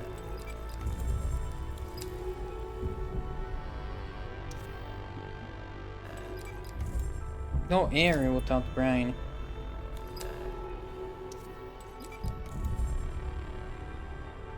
Alright, just a little bit more. And another ad break in 3 minutes. How fun, lovely. Thank you. Thank you, Twitch. I appreciate it. Also, now I'm feeling very full. I've eaten a lot. Like, Jesus, why was it? Maybe I was low on glucose? No, I don't think so. It doesn't seem like, doesn't feel like I was having a low glucose event. Because there's other sensations that come along with being low on glucose. And that was not a chip. Yep, I'm back on this area. I remember this shape. And the rob is over here. Disable rob. Okay, let's just go back then. Mom, pick me up! I'm done here. I'll just store the samples and then go into the new area we haven't explored yet. Or should I read the taxonomy labs? I guess I'll go read the taxonomy labs.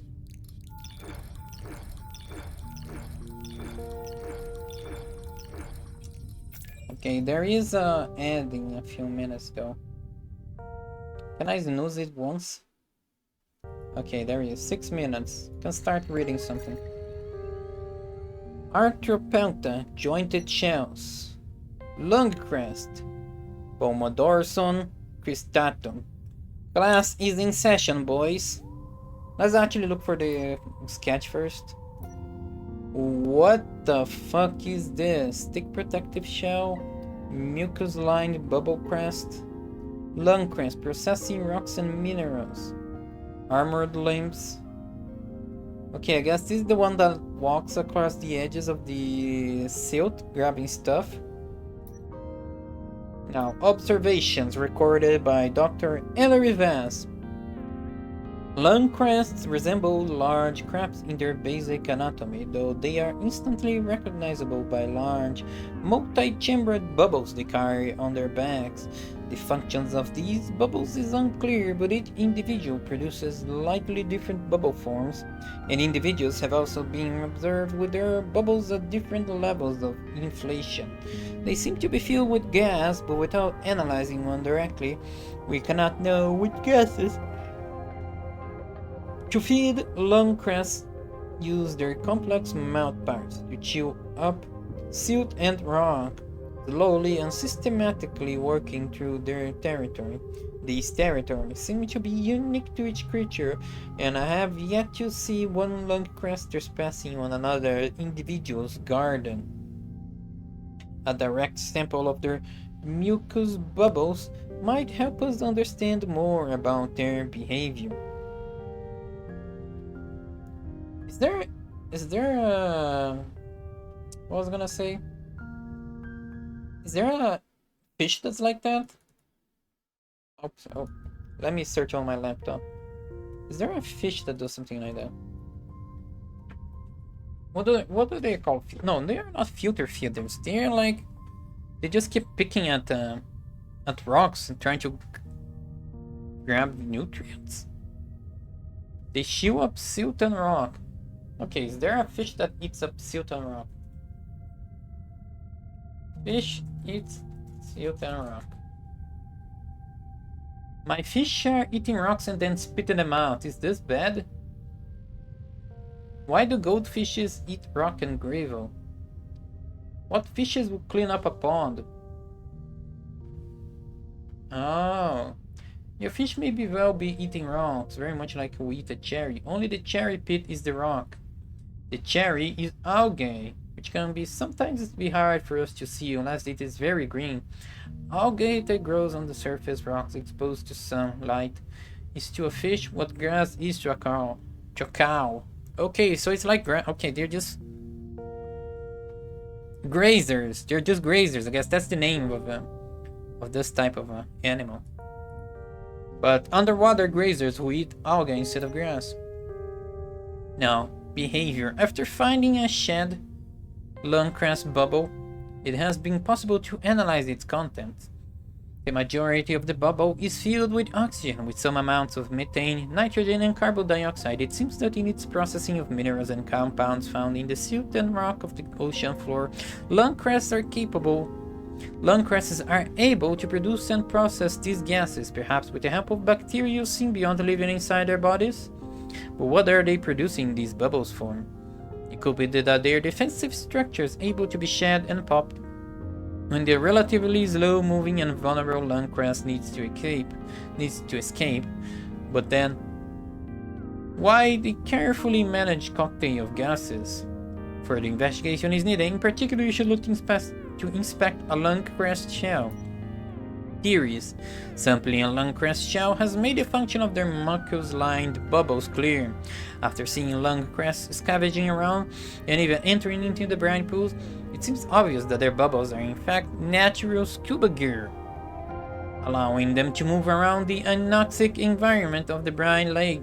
The shell confirms this, with a clear vent in the shell which allows the lungcrest to access the gas within the bubble without breaking it. This unique evolution means that despite their slow speed and sheer ignorance of what goes around them, lungcrests are highly resilient, their thick shells and bubble crests together forming a kind of analog of my own dive suit. I'll be sure to say hello to these fellow divers the next time we visit the brine lake. Aw, it is scary, ugly as fuck, but the idea of them seems kinda cute. And interesting, really.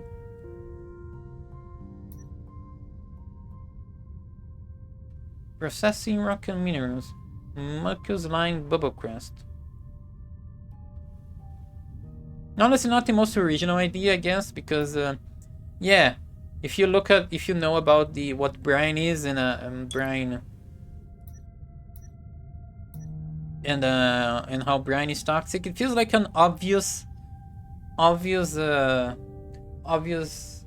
upgrade would be to get your own scuba gear so you can enter the brine itself and scavenge. But it's still a cute life form, I guess. It's a cute life form. Not saying it's bad. It's just not the most mysterious life form we found on this planet. Oh shit! Another yawn. How many yawns am I in now? 99 yawns. Just one more yawn and we get a free one. How cool is that? Also adds in 20 seconds. So let's just start now. See you guys in 3 minutes. Go grab something to eat, something to drink. I'm gonna do the same. No, I've already ate. I'm just gonna grab something to drink and actually brush my teeth because I did not brush it after eating the lunch. See you in 3 minutes. Bye bye.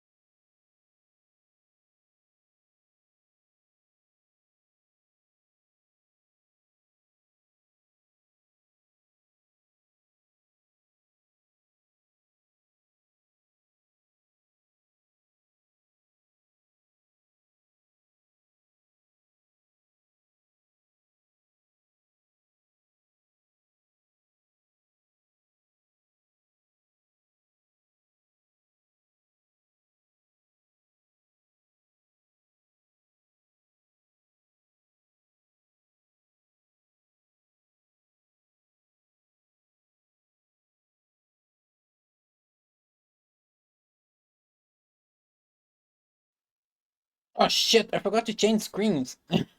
They're supposed to be like my ad break screen. Oopsie. Did I? How did I not change it? Oh, I pressed the wrong button. Yeah. I pressed this screen, which it puts me near the middle of the screen instead of this button, which puts an actual ad screen. Oopsie. Wrong button. And I just immediately left, so I did not notice until it was like. Anyway, I was thinking, and I think I really had a bit of a low glucose moment, an hypoglycemic moment at the start of the stream, because now I'm feeling better. I'm feeling very full, and it's when and it feels like I've just overate.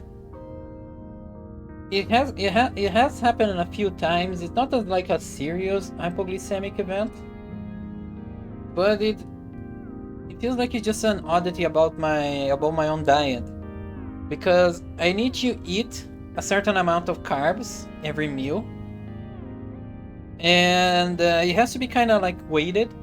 And I inject myself with a specific amount of glucose, amount of insulin to counter that amount of carbs that I'm eating.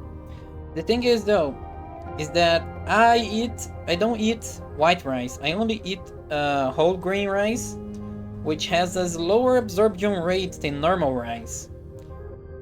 So it goes like this. My glucose levels are stable a long time. They're almost stable. I eat something, they start to rise. Normally, if you eat something that has a high absorption rate, your glucose just shoot up, and that's what causes type 2 diabetes. It shoots up, and then your pancreas starts to overwork because it has to produce a shit ton of insulin to lower it back again. So that strains your liver, and you end up getting insulin resistant. So the good thing is, what you should do is eat foods like whole grain food that has, because the fibers slow down the absorption of the sugar. So your body takes a lot more time to absorb the sugar because they're hard to break down, like the plant matter. So the harder the food is to eat, the better it might be for your body. So normally a person's shoot up, and then they make insulin and go down. Because my body doesn't produce insulin, I inject myself with insulin at a certain period, so that instead of jumping too high, it just starts go up and then just goes back down. So it keeps a similar wave pattern, similar to a healthy person. The problem is, because I eat too much whole grain rice, instead of shooting up fast, it slowly climbs up my glucose levels on my blood, and then the insulin starts attacking and it drops down and then continues to go back up. So I have like a mild hypoglycemic event. I think that's what's happening, which is why I was feeling so sleepy and weird, and my brain was not working very fast, because glucose is used by the brain. So you have not a lot of glucose on your blood, your brain starts to have a few problems. And it's also why I was feeling hungry. Not too hungry. It was not a serious event.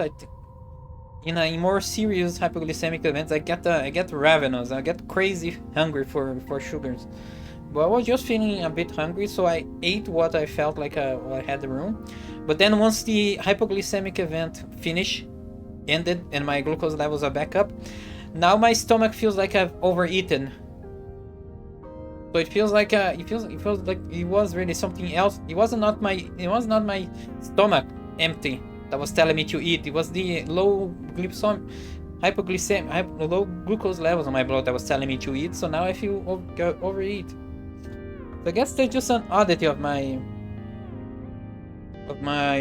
way I use my insulin that gave me a weird event. I need to look on that. I need to go talk to my pancreas doctor that I forgot the name of, because it's a weird complex name, but whatever. Let's just move on. Now we're reading Brian Strider, Colobatarius latus.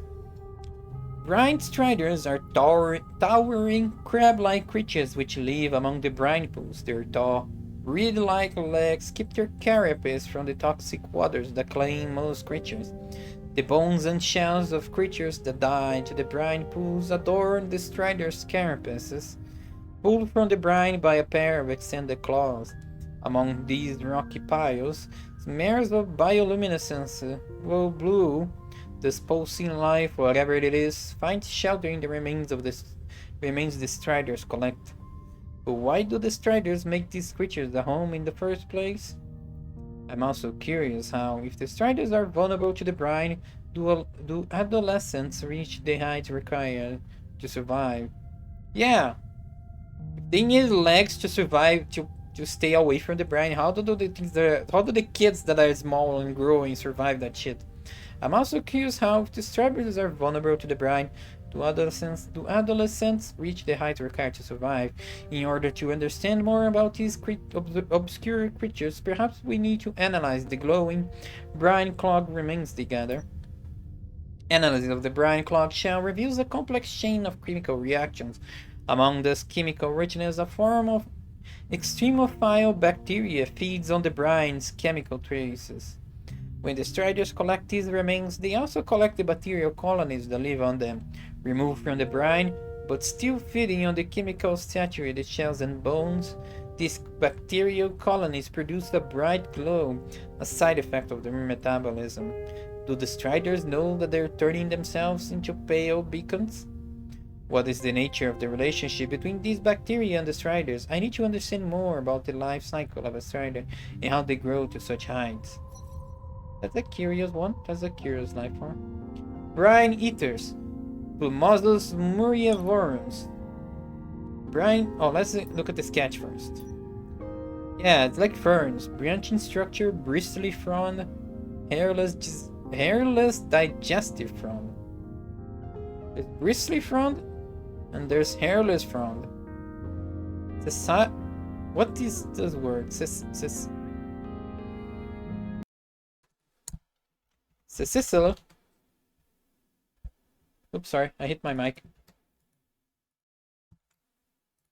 Sessile. Sessile. Attached directly by the base, not raised upon a stack or peduncle. Permanently attached or established, not free to move about. Okay. Sessile base, bacterial growth within brittle mesh. Okay, why are one of them bristly and why are these digestive? What a curious little plant. What a curious little creature. Observations. Brine eaters are hairy, frond-like creatures that live in clumps around Glia's 667 cc's deep ocean brine pools. Looking like large, dark, overgrown ferns, they sway their branching limbs through the pools, whisking the cloudy brine as they do. Each frond is thick with bristles, which are often caked in a bright orange substance that reacts to the brine on contact, brightening as it does. What exactly this substance is or does is difficult to tell, but it seems that the eaters intentionally foster its growth on their limbs, using their matted hair to keep it attached. Individual eaters can be hard to isolate from the clumps they live in and make additional observations difficult. Understanding more about these creatures will require us to gather some samples. Behavior. Analysis samples of the bacteria which grows among the hairs of the brine eater's fronds has shown that it is their main source of nutrition. This bacteria, which is extremophile in nature, is able to metabolize the toxic brine the eater dips it into. The eater repeatedly dips the bacteria into the brine in order to regulate its growth, with each dip causing a rapid increase in reproduction within the bacterial colony. When the eater's limbs is thick with orange microbes, it then wipes it across another frond, where much of the bacteria is quickly digested by the creature, leaving just enough behind on the limb to regrow the colony. It seems the name brine eater is a misnomer. It is the bacteria which eats the brine, and eaters just consume the bacteria. Ha ha ha! What a fun little mix-up. Ha ha ha! Anyway. Theories. Inspecting the tissue of a brine eater shows that despite the full nervous system, they have no central brain. In fact, regeneration present in the tissue sample suggests that a brine eater could be regrown from just a single piece of an individual and is highly resistant to predatory damage. With no central self to orient themselves around, brine eaters are a highly resilient form of life, which is perhaps how they have come to exist in one of the harshest environments of Glia's 667 cc, the shore of a brine lake. They are so resilient, in fact, that I would expect that brine eaters and their variants might be found all across this ocean, each one grown from the smallest fragment of one original individual deep in the past of this planet. Okay, this one is interesting because the way they work, they dip the bacteria that grows into the brine and then they eat the bacteria. Wait, they are called animals. They're not even plants. They're animals. They behave like plants, but they're animals. Isn't this like? Okay, I guess what do they call it? A sponge? Sea sponge? Yeah, sea sponge are barely alive, filters, but they're called animals because of how how most of their structure is, biological structure is, even though their behavior in their level of complexity is more similar to a plant than an animal, but they have some sort of special conditions that makes them that makes them more animal than plant, so they are categorized as animals, something like that. Because life is not life. The difference between life forms is not always 100% clear. It's not like one has this thing is one type of form, one has this thing is other type of form. They both can have very similar behaviors and things like that, but because of their structure, biological, physiological structure, one is classified in one way and the other is classified in another way. I always found this part of a life categorization to be interesting. It shows that everything we do is basically just all of our things are basically just fuzzy categorizations. Nothing's really perfect. Nothing's really perfect binary. Now let's go over here, which is now that we have this thing, we can go over here in that place that was blocked off. Just need something to breed over here. A few samples of this should be enough.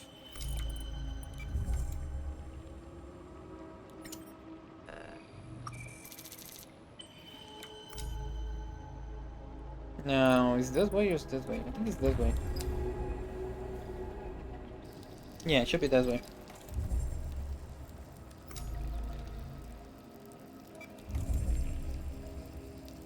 Okay, it's a thing that I talk about where everyone has like a sort of a binary perception of life.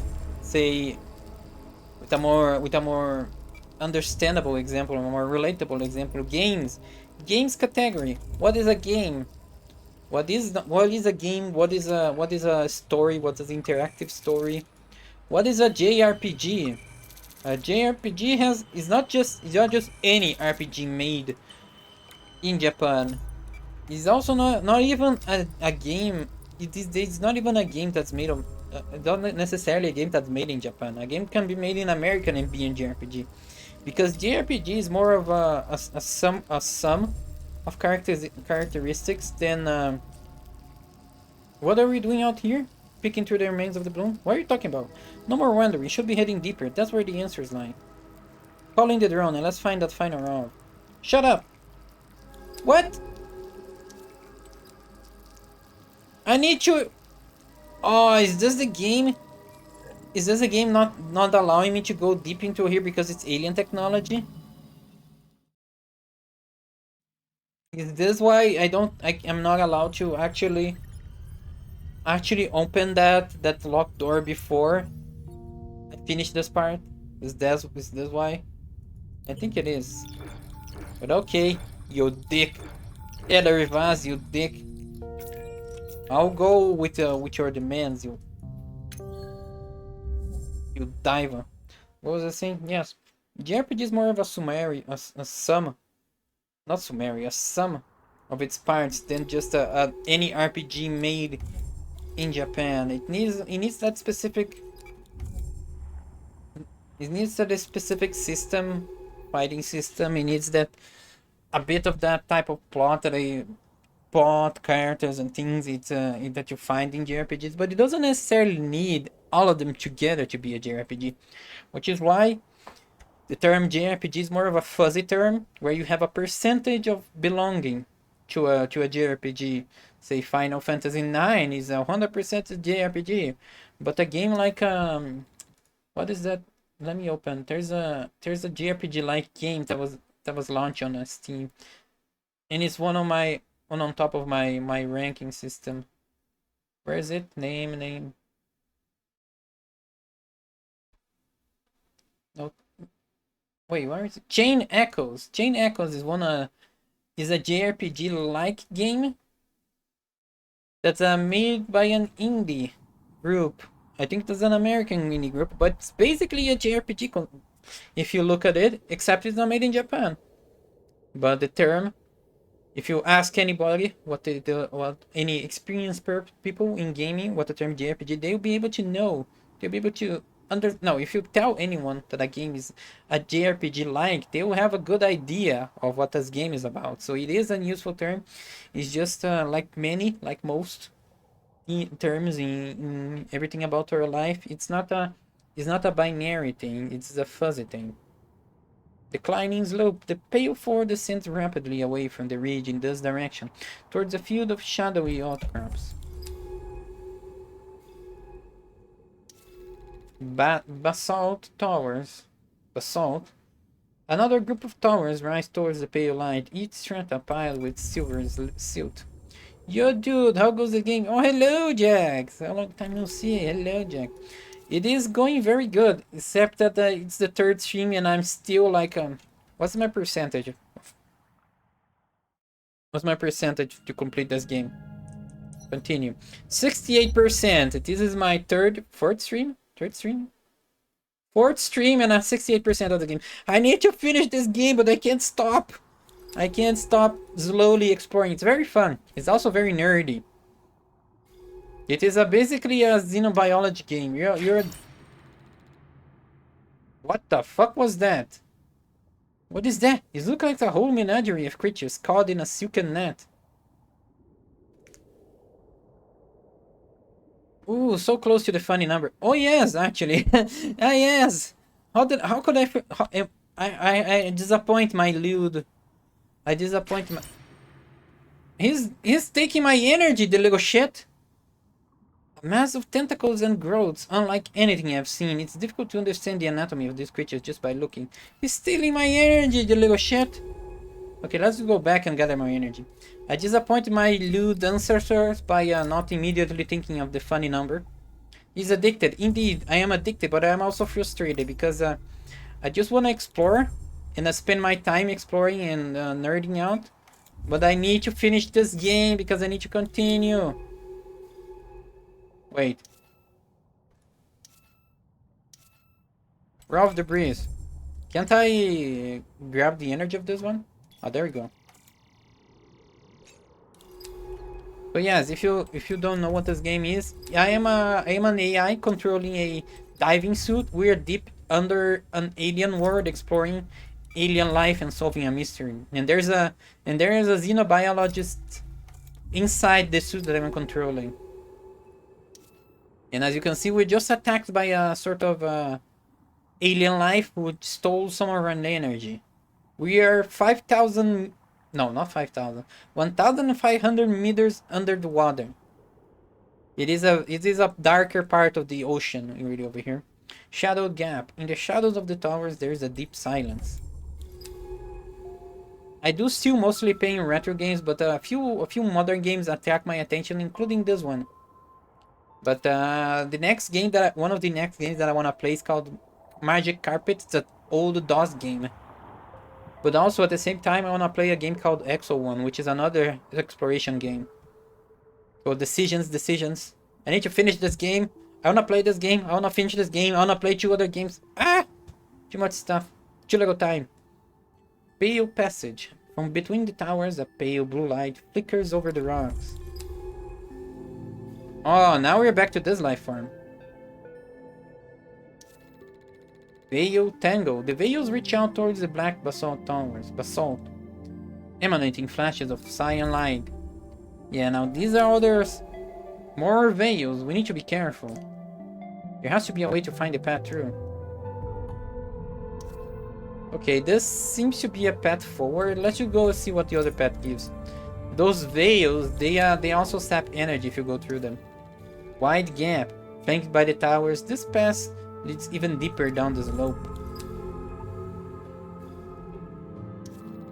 Veil field. Veils shimmer along the slope, marked with both glittering lights and the dark remains of those creatures who strayed too close. Yes, these veils are like glowing jellyfishes. There's a way through here, but it's gonna consume my energy. They are like jellyfishes, but instead of being like jellyfish shaped, they are just shaped like sheets. Random shit. Imagine things like these are. I'm looking down from above, and these are just like walls of glowing blue sheets that shock you if you get too close. Clear water. A gap has opened up between the veils, allowing this passion. Ah, you damn thief. Gauzy bodies. Splitting veil. This veil is in the process of splitting away from the rest of its body. Is this how the veils are born, or is this an injury? It's doing it again! I think I need to move away from it when it's appearing. Even on the far side of the tangle, the veil's lights can be overwhelming, multiplying by shadow in all directions. Oh, it seems to be quite a bright section, I guess.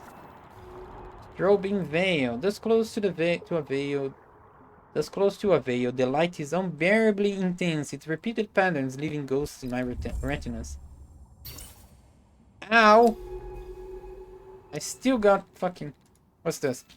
Complex creature. Occasionally this creature stops and unfolds its tentacle and chambers to cover a broad area of water. Is it hunting? Points of light. With the blinding veils behind me, I notice smaller pinpricks of light moving across the slope. There are other creatures here.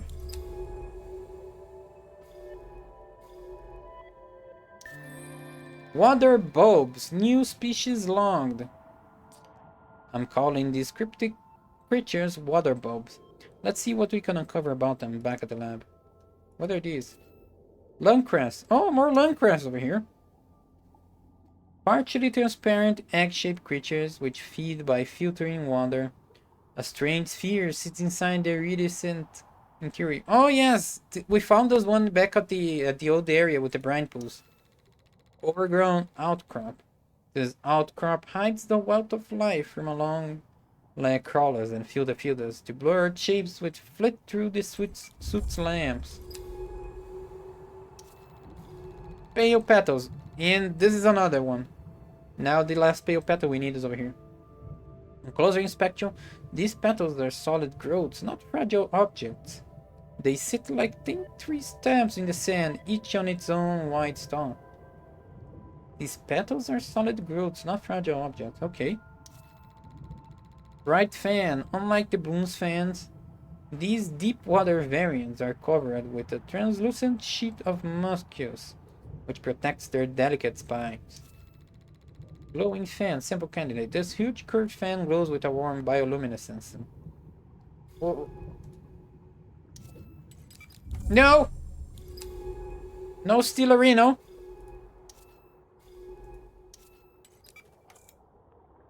Okay. I don't have enough... Oh, see?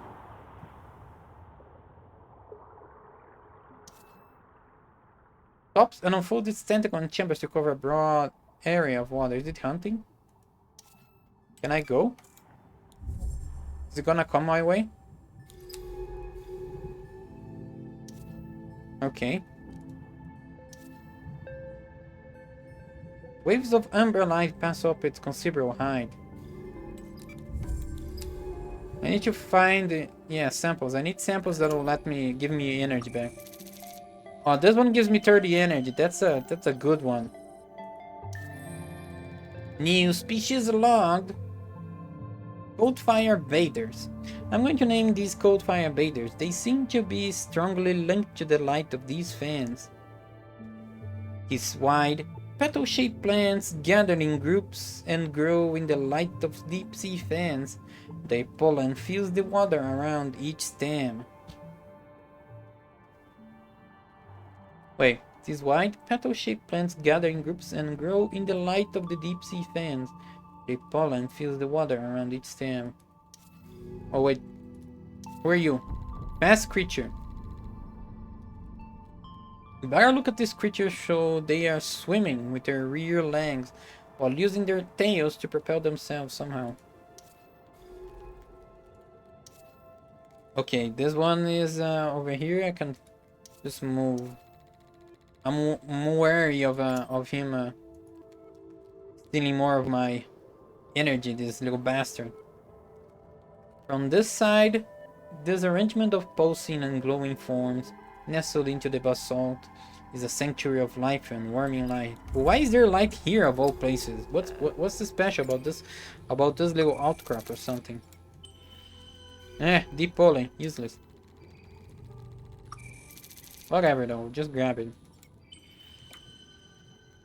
Standing beside these clusters of egg-like forms, I can feel them filtering huge volumes of seawater in pulsing gulps.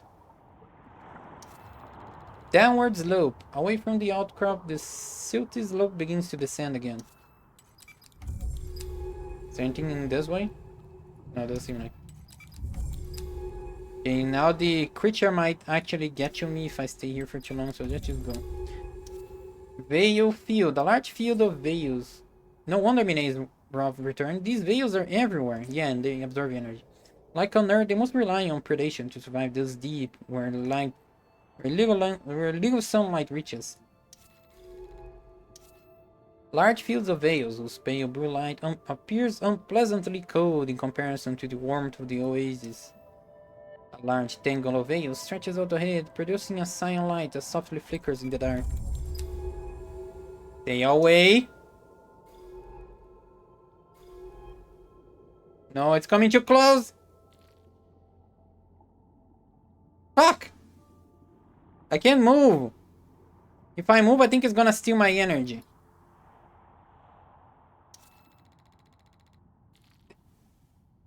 Oh, it's going away. Whew. Veil field. These veils here create a set of gauzy walls, causing off the ocean around.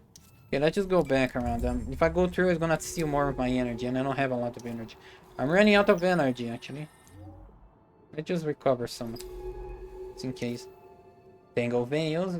The tangle veils create a translucent, twitching maze. Veil clearing. Who knows how temporary these gaps in the walls of veils are. We should make use of them while we can. Yeah. Hypnotic lights. There is beauty to being inside a field of veils. A song of light that makes it impossible to keep a sense of direction. Uh-oh. Oh, fuck. Oh, you're just a fast creature. Okay, got me worried there for a second. What is this? Oh, this is the scan button. Derp. Tangled veils. These looped veils are carrying a wave of light that passes from one individual to another and back again. What does this mean? Oh, maybe they actually are communicating through light, these ones. Ah! Fuck. I got nabbed by the little point over here. I'm just gonna go back. Now let's... Basalt shelf. The veil seems to sit away from these basalt shells, preferring to see themselves in the silty dark between the rocks. Like city lights beyond the curtain, I can see the warm pink pricks of an agents behind those waxy shells. Ow! Veil passage. An avenue between the veils. Flickering shapes caught in the soot lamps suggests other creatures make use of the safe passage too. It's a highway. Translucent shell. Sample candidate. Some creature has shelled or lost a segment of its tail shell here. Among the veils, it looks small enough to sample. Fuck, I need to remember this place now. There's a sample here and I can't get it because it's gonna cost me too much energy. Narrowing passage. The veils are coming together ahead. I hope this gap will remain open enough for us to pass through. Well, let's go fast through then. Ooh, sample. What's this? Just 10% energy. That's digested remains. An unknown creature caught by a veil and partially digested. This veil is hung with the husk of its catches, like dark clouds obscuring the starlit sky of its bioluminescence. Veil field. Past the drifting sheets, another pattern of light skirts around the edges of the tangle. A mutual predator to the veils, perhaps? Ooh. Tango edge. A gap in the tightly knotted veils leads to the welcoming amber light of another oasis. Let's move here. Because I'm scared of the energy thief. Yes, yes. Lurk, thank you for the lurk bunking. You have been witnessed and you have been appreciated. What did I get? Ooh, nice. Another one of these. Cold fire fan, new species logged. I'll count these cold fire fans after those memories and flame-like pulses. Who are you? Complex creature. It's hard to tell if this is a colonial or a single individual. Whichever it is, we should keep our distance to avoid those tentacles. A filter fitting fans that beneath a mucus sheet pulse with warm light, often surrounded by other creatures benefiting from their glow. Deep Oasis, sample candidate, another guardian of creatures rooted into a dark basalt shaft. A welcome break from the intensity of the veil field.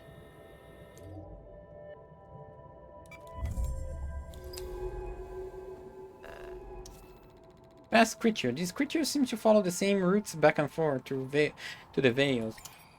Why do they limit themselves to these pathways? Deep pollen. Useless.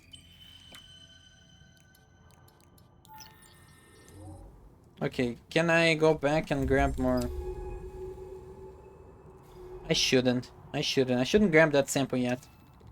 Living outcrop. Tiny creatures crawl silently along the layers of dark rock, leaving behind small, strange marks in the shallow silt piles.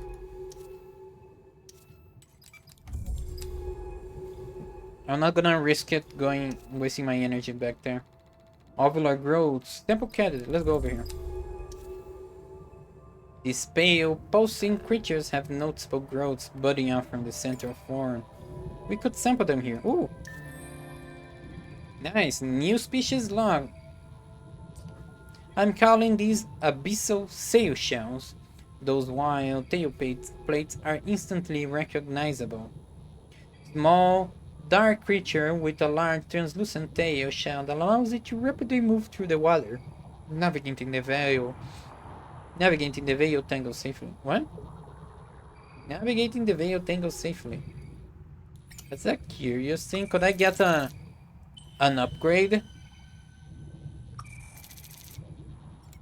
that actually lets me survive the veils? Okay, I have 2 eggs. Avoid bud.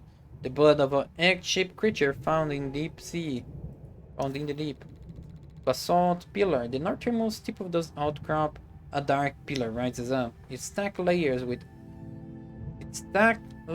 edge up with pale silt. Away from the outcrops, the veils claim what territory they can. This field is the largest I've seen wandering away into the deep. Okay, let's go over here actually. Shelf edge feature. As the basalt shelf sinks back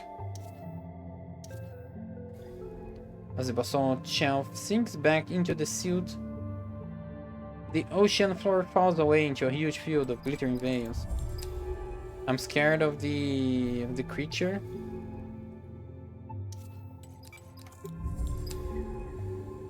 But I need to explore over here. Malburrow.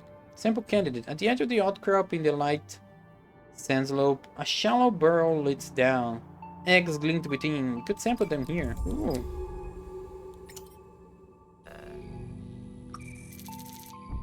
Egg. Animal egg. What, was it only one? Okay. Where are you? Complex creature. Move away. Bare outcrop. The side of the outcrop where the warm light of the fan does not reach is absent of life. Okay, so someone put an egg away from the outcrop.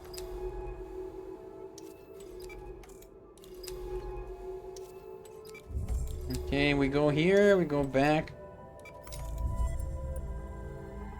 This way, I think we have enough to actually grab the thing and then come back. Grab the sample.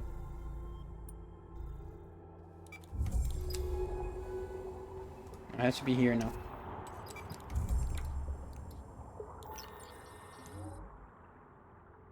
Yep. YOLO. Oof.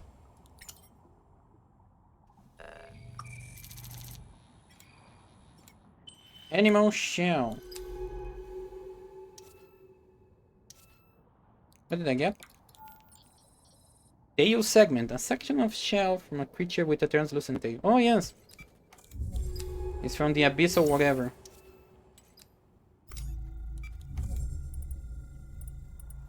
Okay, now we go back the way we came. And move on to the last veil. Move!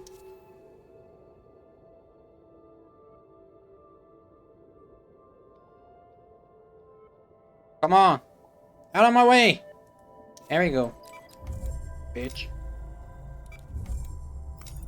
Now we can actually explore the last section of Veil. Billy the Buck is currently on a 15 stream streak. Oh damn, Billy. Hello, Billy. Man kissings. There were man kisses over here. There was a man kissing at the beginning of the stream. Then I got some kissings. Then Bunkan also Bunkan and Pantsu asked for some kissing, so you kind of missed a few kissings this time. I tried out a different type of kiss, so it feels more wet and not pleasant to hear. Ah, no, of course, back this way and then this way. Whoa, indeed, whoa. But still, you can always watch the little VOD if you want the little moments. That sounds awful. Awful? What do you mean awful? Wet kisses, where can I learn it? I mean, yeah, wet kisses are the best. Awful, where it is so I can avoid it. But I just try to kiss my own hand. Like, I imagine it was the cute face, it was the cute cheek of a cute boy and gave it a kiss. If a girl asks me to ask for a kiss, I would imagine it is a girl face. But since it were two boys asking for kissings, then I had to imagine their little cheeks, their cute little cheeks. Veil gap. A split in the veils leads into the ornate interior. Navigating this huge tangle will be a struggle. I'm not that desperate yet. I know. Billy's a good little viewer. Billy's a good little bucket, a very good bucket. But in the end, they always succumb. They always become little bad boys. Veil clearing. The veils are reaching in towards the point on the ocean floor, like vines seeking the sun. Let's go over here. There seems to be something over here first, so. Twisting passage. Here the walls of veils coming close, turning away from the core of the tangle at strange angles. Did I scan you? Oh, maybe I should move. Should I? Without these orbiting polyps and strings, I'm naming this creature the Deep Orrery. What's Orrery? Orrery. That's an word, isn't it? Orrery. English, please. Orrery. Orrery. Really, English? Really? Orrery. Oh, there's an illustration of it. An apparatus showing the relative positions and motions of bodies in the solar system by balls moved by a clockwork. EP. Indeed, we are all EP. It is night. An ornate creature that casts a net-like arrangement of tentacles and polyps to shock passing prey into submission. That's actually a cool creature. I want to see a picture of it. I hope you have a good EP. I hope you have a good EP, Lego Billy. Cute little bucket. Good boy, little bucket. I hope you have your own good little sleep. Oh no! Let me stay away from that one. No, raging. Oh, what's you raging about? You are a good boy, aren't you, Billy? Are you gonna say that you are a bad boy? Mirrored veils. The veils on each side are mimicking each other, both in shape and pattern. They're pulsing lights playing a mirror game. What? Veils on each side are mimicking each other. Oh, that's actually curious. Are you an Ori? No, you're not an Ori. Volcanic shelf. A large basalt pillar sits on the shelf. Its dark skin textured by the lights of the nearby tangle. Veil waste pile. Temple candidate. Ooh, bodies of creatures that were trapped in the veils lie piled up in the silt. The veils must pass them here from tangle to tangle. Okay, let's go over here first. Basalt outcrop. By side of the veil field, this outcrop sits silently, dappled with warm pockets of life. There's an orrery that patrols this area, so let's just be fast over here. Oh my god, there's just so many little pads over here. This is Ah, I already had this one. Digested remains. Yeah, okay. 10% more whatever, so fine. Tango gap. This gap between tangles allow passage further down the slope. Okay.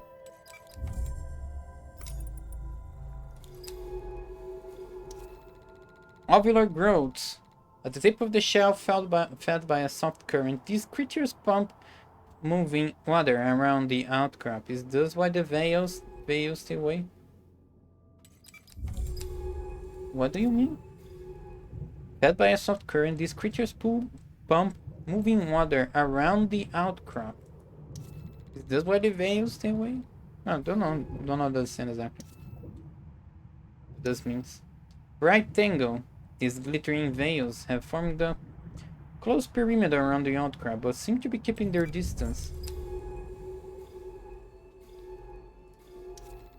Exposed roots. Okay, let's grab this one first.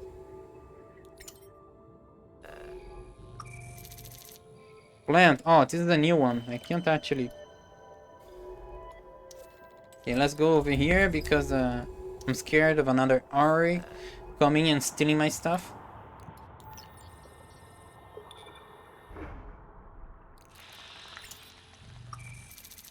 Fan sheet. Yes, I need this.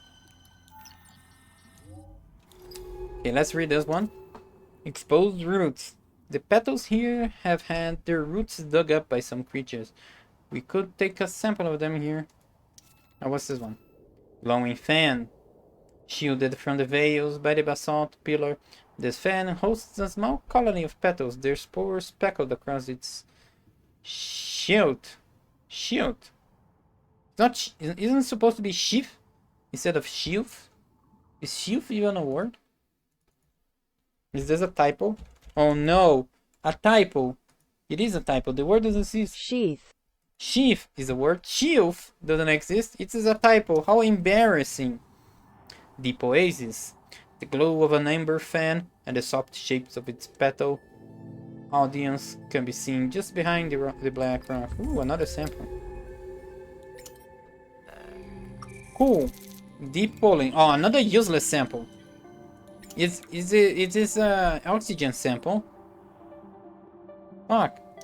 Or maybe there's a use for it with the orrery, the robbery, the energy thief, the bastard.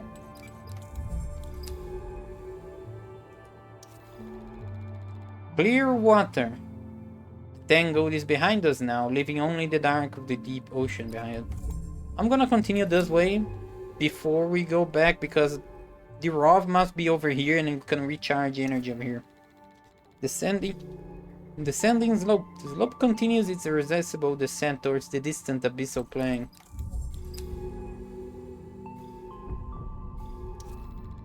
What was that sound?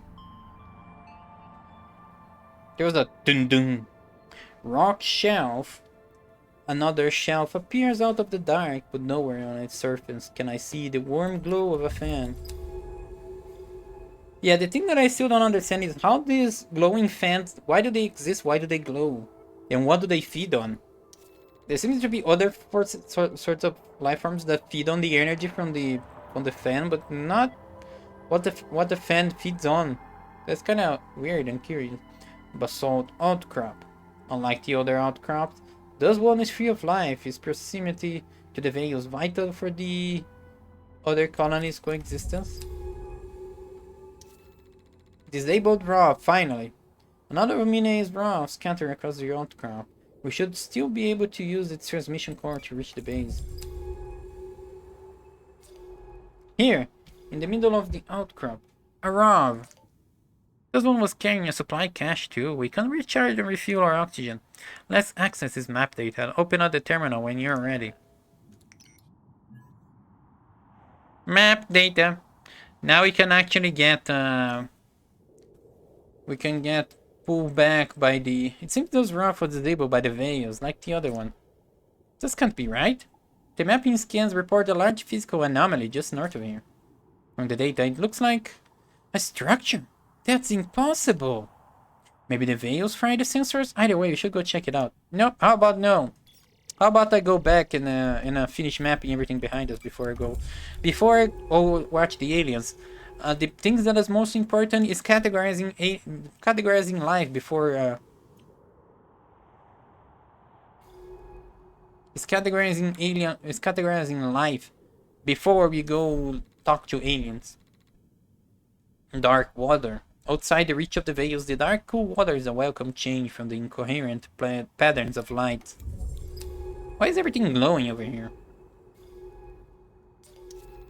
It seems to be true. No more veils ahead. Clear water. After the last veil, the dark returns.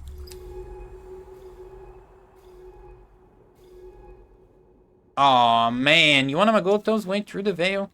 Where the veils intersect? Strips of bioluminescence. Flower. Creating bright folds in the gossamer material. Ow. No Stellarino, my energy Reno. The tangles of veils closed around the outcrop here, encasing it in a prison of glinting light. 8 minutes until the next ad break, fading petals. At the edge of the light from the fan, the petals are pale and twisted away, perhaps turning to another source of food. Let's get closer so the thief doesn't have an opportunity to bother us.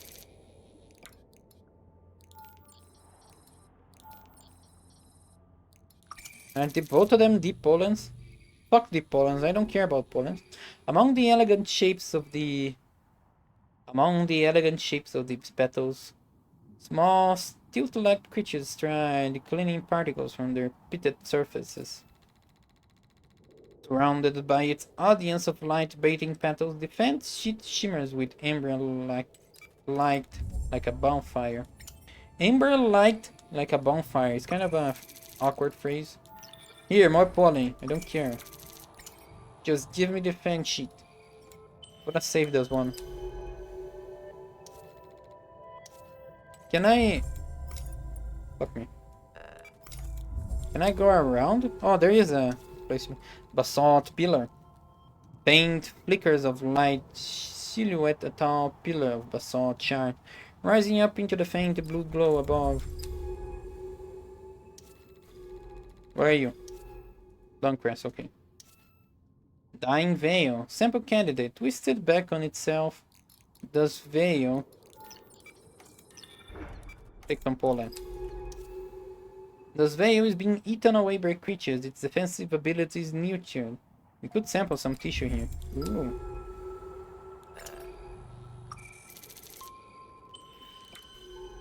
What's the sample? Veil tissue. Veil. Veil, veil, veil, veil, veil. P504.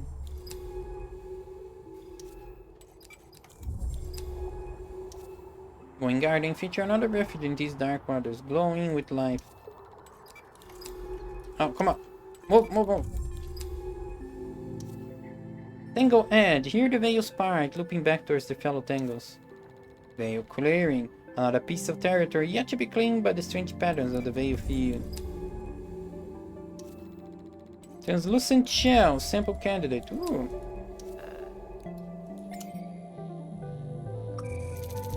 Steel segment. Them out, let's just grab it.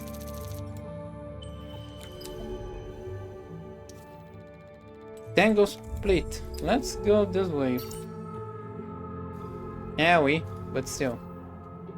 One tangle has split away from the other here. Moving down the slope away and away from the field. Big passage. As the tangles split away from each other, the density of the field starts to thin out. The veils thin out, the last of their light falling across the sandy slope as it descends into deeper water. Okay, you show it. Ugh. Ooh, another yawn. Is this the 100 yawn? It is 100 yawns. Now you get the next one free.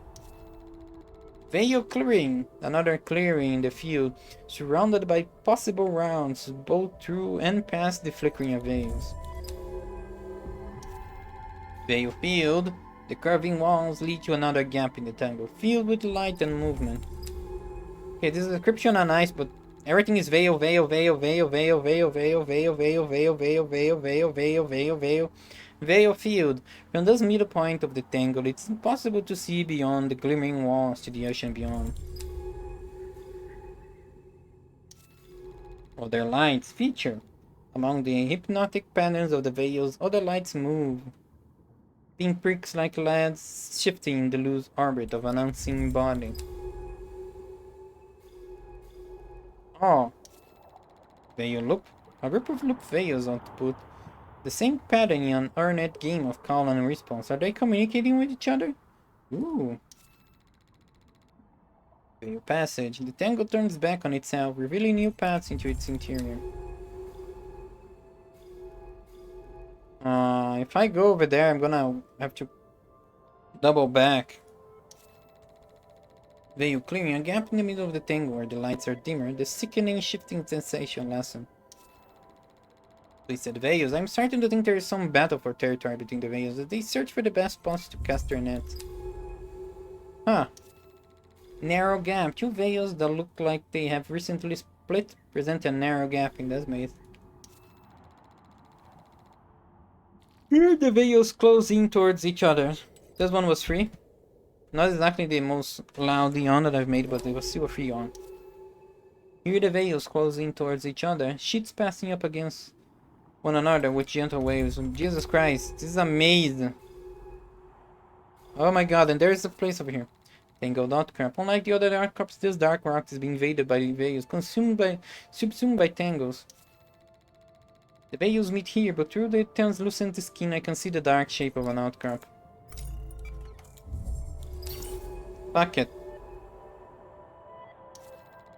Fading fan. A wilted fan faintly pulses while spines of its body have broken away, still faintly glowing the silk. We could sample them here. Ooh. Free sample.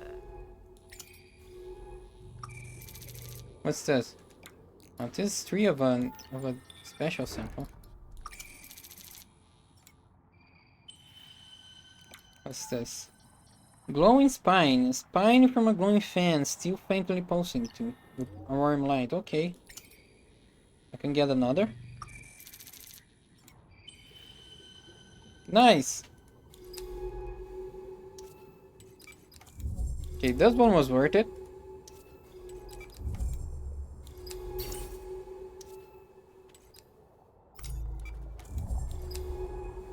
Oh man. Glistening object. Sample candidate. Something clouded and purple. Glints in the slit. Beyond the veil. It looks small enough to sample whole.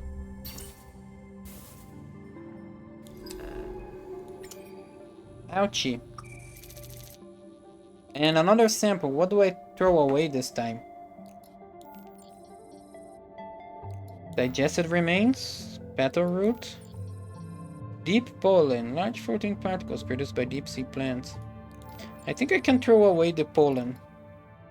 Everything else is still valuable. What's this? Shed polyp. Polyp from a colonial life form lost on the ocean floor. Let's go back, deposit all these samples, and then we'll come again. And finish exploring this part.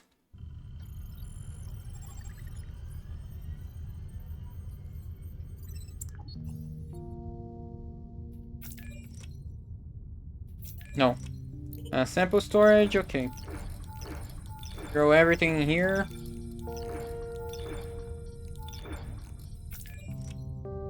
Sample analysis. Did I? Oh, yes. Thankfully, I already had some pollen back. Spread it up. Spread it up. There we go. Taxonomy updated. Jesus, I have a shit ton of samples here to study. Multiple taxonomy entries updated. There's gonna be a lot of reading.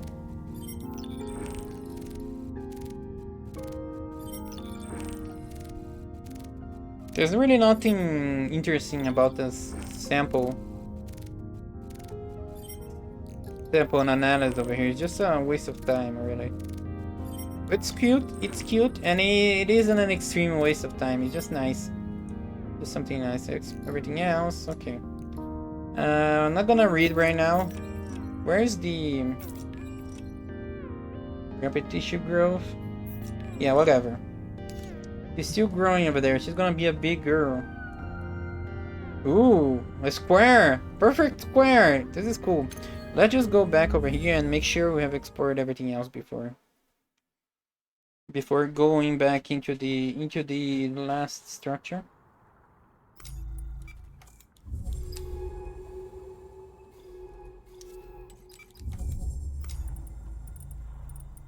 Okay, this way. Now it's just a lot of oh, you're gonna stay in my way? Oh shit, ads! Forgot about ads. Just gonna wait until ads are done. Be right back in 3 minutes.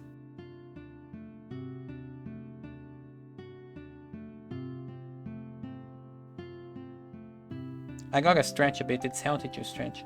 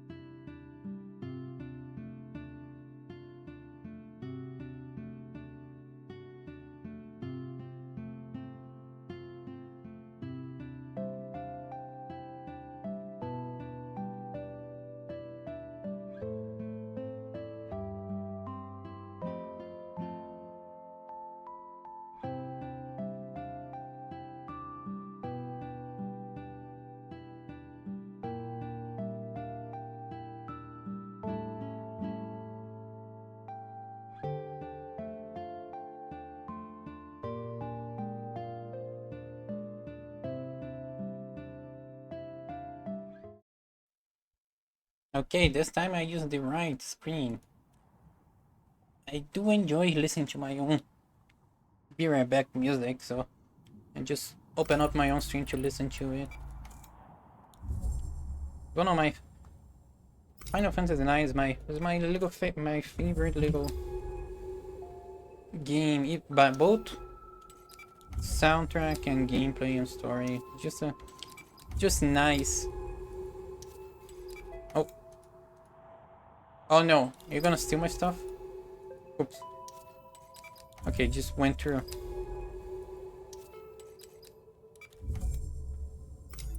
Now we're gonna do this a little bit faster now, since everything's kind of like explored already. Just need to make sure I did not leave any interesting samples behind. Because it's a pain in the ass to keep hunting things down. What's this one? Fan sheet, okay, this one is useful. This one is not. Fuck this thing. Fuck this one. Bye bye. Okay, now we have these fans. Is the maze over here? I think I've already explored this one fully. Just move a little quickly. Now that we're in the last hour of the stream, I have to be a bit more quiet because it's late now here. Like 11 p.m. Yeah, 11 p.m. almost midnight. My parents are already asleep now. What's this actually? Oh, I think this is just a tail. But just a remain. Oh yeah, this one that it's eel. Eel. That yes, it remains, but still, it's 10% energy. That's good. I might need a little bit of energy because I might have to go through some of these veils to get stuff. What's this one? Another fan sheath. Sheath? Sheath? Whatever, English. Whatever you say, English. Isn't it this way? Yeah, yes, it is this way. Wait, there's a rock here. Can I go this way? No. There could be something interesting over there. No, not the, no. Game doesn't let me go there. How unfortunate. Wait, it does let me go there. Oh, I think I already went there. Yeah, that's the last place we were before teleporting back. Before calling for mom. Oh, there's a place over there. Now we... There's a sample over here. This is the last shed polyp. Okay. What's this one? Dark outcrop. Though the veils are encroaching on its position, the outcrop silently holds out against their cold chemical light. Ow. Please, stop stealing my energy. This one I've been to already. Blowing fan.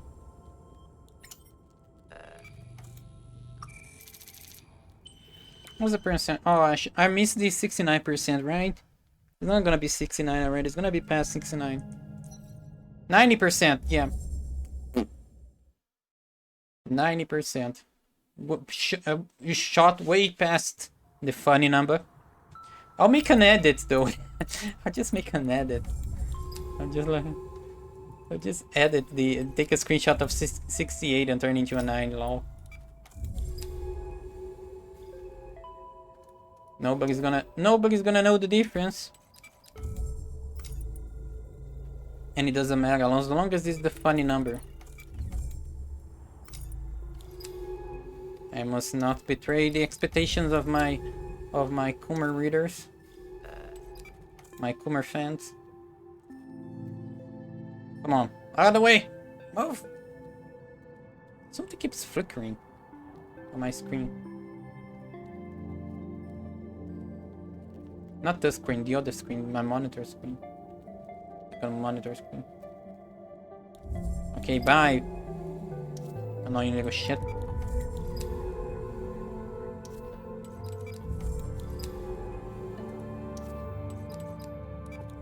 Did I grab this one already? No, this one, the other one was digestive remain. This is tail segment.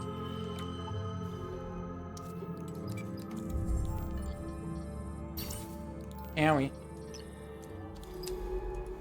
I think I've been everywhere now. This place... Yeah, this one. Let me take a reading. Veil Waste Pile. Have I been on this one? I think I have, right? Digestive. He has more digestive remain. Ew.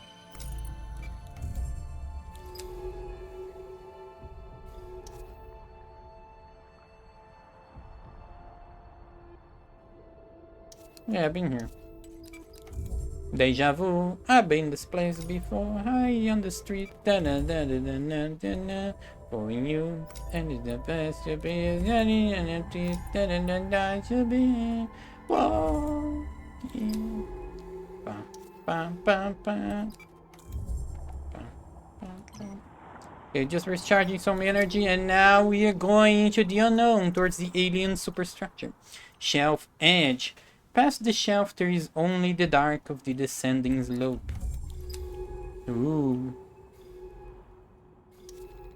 Dark water.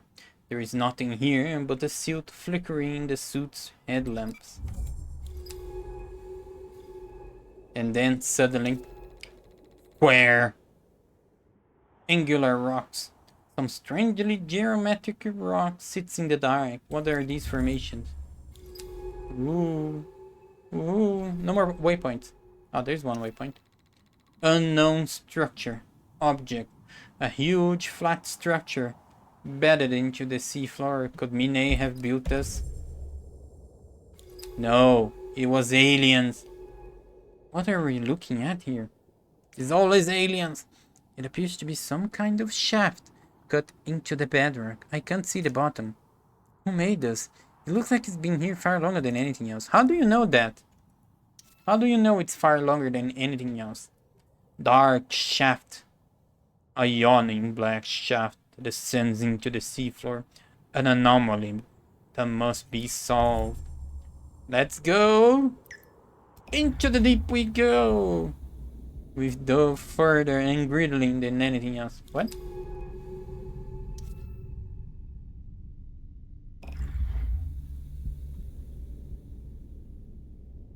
Ooh.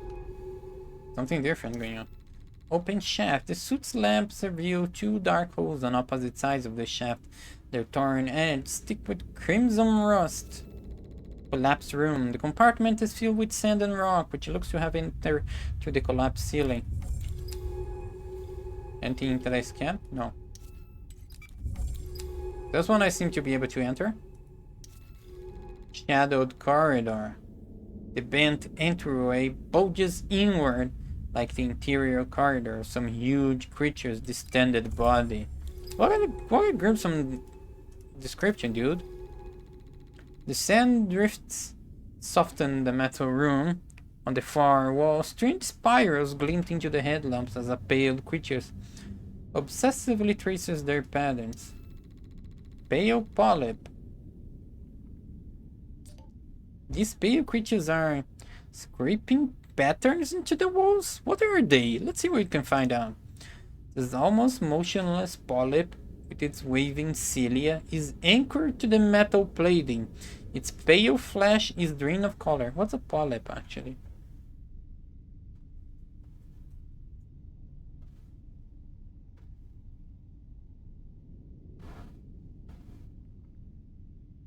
It's a growth. Just a little ball of flesh. Ew. I've seen some ew images. Don't Google that if you're not faint. You're not strong-hearted. Well, it's not ugly. It's not a gruesome gore or thing like that. It's just ugly. Ooh, something here.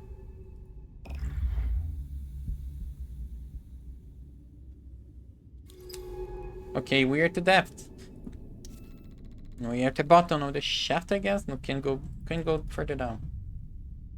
Entry seal object.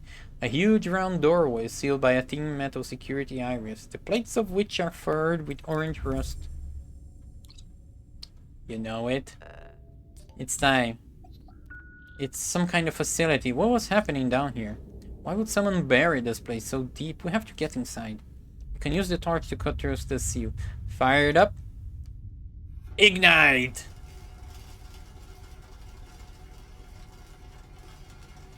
Is it doing something? There it is. Open sesame. Bridge corridor. Sands and rock fills one side of this passageway. Dark holes in the walls and ceiling reveal layers of eaten away piping and ducts. Please give me a sign of alien life. Entry hall. Beyond the doorway, a vast dark space opens out in the rock, filled with the skeleton remains of rusted machines. Just machines? Give me an alien skeleton, please. Everything's turning red. Oh my god. The UI is turning red. This is kind of scary. This water is filled with red flakes catching in the lamps. From the walls, rusticles hang in lumpen garlands. What the fuck? Rusticles? Rusticles hang in lumpen garlands. Please, speak normal English like a normal person. Rustical. Rustical.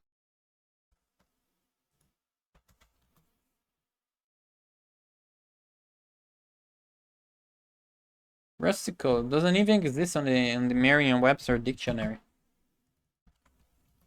What does Google says? Rustical is a formation of. Let me read it in English. Oh, there's a picture here. Detached rusticles below port side anchor of the RMS Titanic. I should look for this on the laptop. Hang on.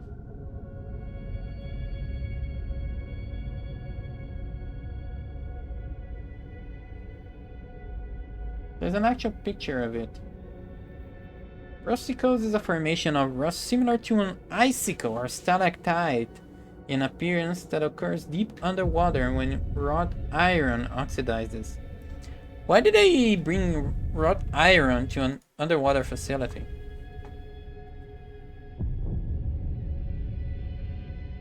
Yeah, they're icicles made of rust. Kinda cool. Okay, what's the next word?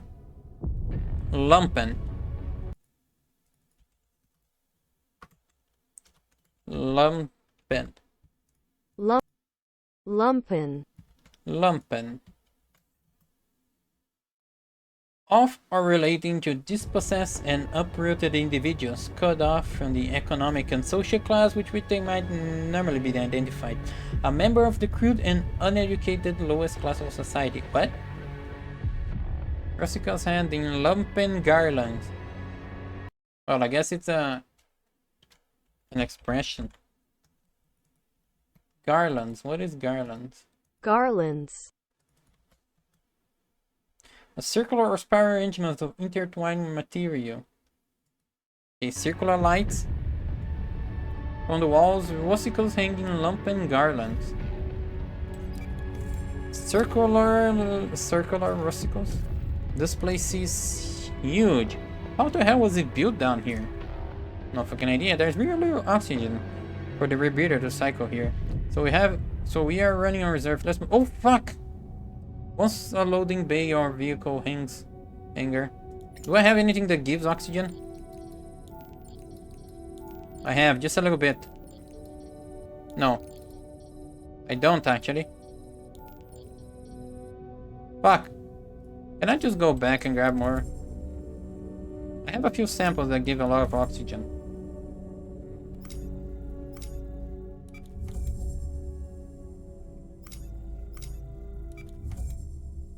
Like there's those... I guess this is why the game gave me those things that give oxygen. These samples that give oxygen.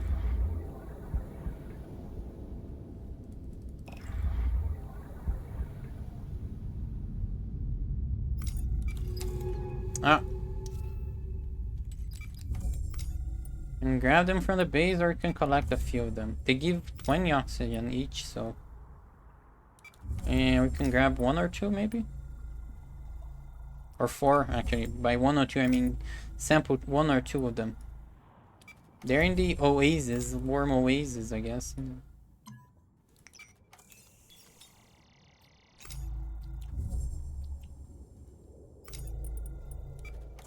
can just go over here and then on this one. Ah, okay. Can I speed this up actually?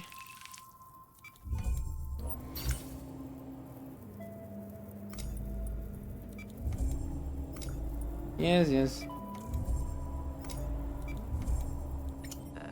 Just want samples, not the 20%, 40%. That is a lot of oxygen, really. Then just go back this way.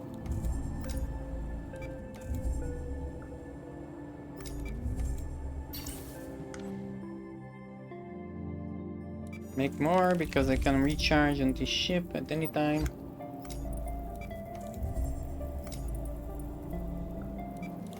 What are you? Abyssal safe, okay, fine.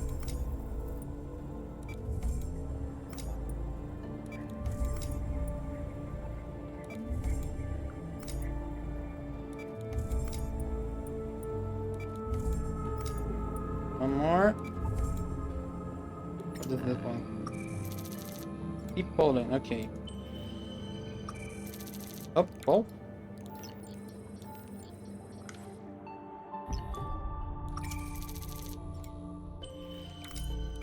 Okay, and we can throw away this one.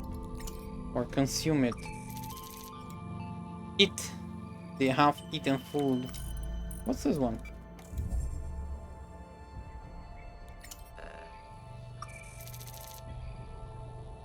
Petal root. Just energy though. Lol. Better than this one, I guess. Okay, so I have like 4 of these. Can I move them around? No, I can't even organize them. Really, game? Kind of annoying though. Okay. Get up. Hit it, chief!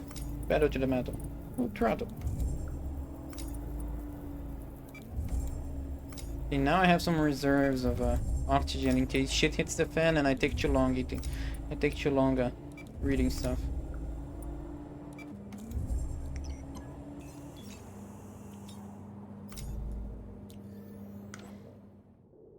Wait, can I... Oh, just 1 second.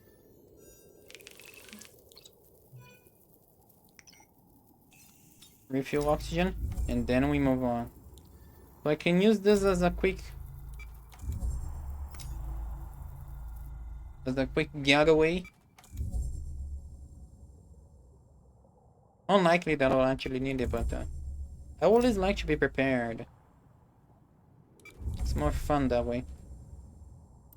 Okay, down, down, down we go. I have like 30 minutes left. I guess it should be enough to explore this place, unless it's huge.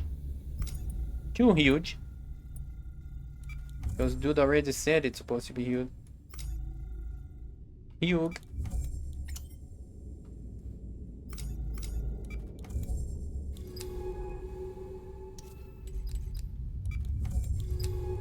Okay. Rune Hall. Also loading bay of vehicle hangar. This domed atrium is now dark and distorted. Its huge sand drifts hiding piles of oxidized metal. Rusted platform above a huge shelf lurches out of the curved roof of the bay. Its undersides hung with globular orange spines. What the fuck are you even talking about?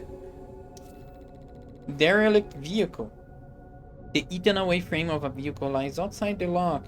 The canopy twisted open and fused in place. What is this the vehicle? Archaeology entry. A large open lock leads into the depths of what appears to be a corporate archaeology. What secrets have been buried in this place? Archaeology. What's archaeology?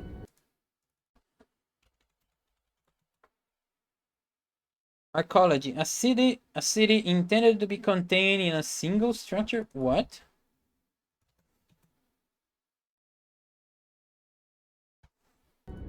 Hold up. Hold up. Wait a minute. This feels like a sci-fi object. It's the fusion of architecture with ecology, a comprehensive urban perspective.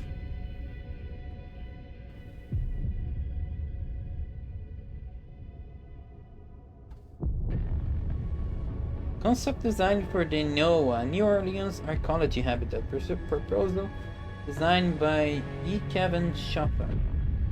Archaeology, a portmanteau, architecture and ecology, is a field of creating architectural design principles for very densely populated and ecologically low-impact human habitats. The term was coined in 1967 by architect Paolo Soleri, who believed that a completed archaeology would provide space for a variety of residential, commercial, and agricultural facilities while minimizing individual human environmental impact. These structures have been largely hypothetical, as no large-scale archaeology has yet been built. The concept has been popularized by various science fiction writers. Ooh.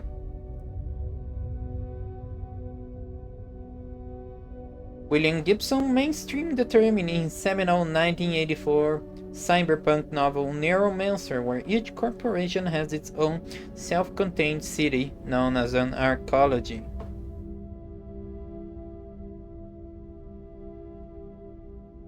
They are often portrayed as self-contained or economically self-sufficient.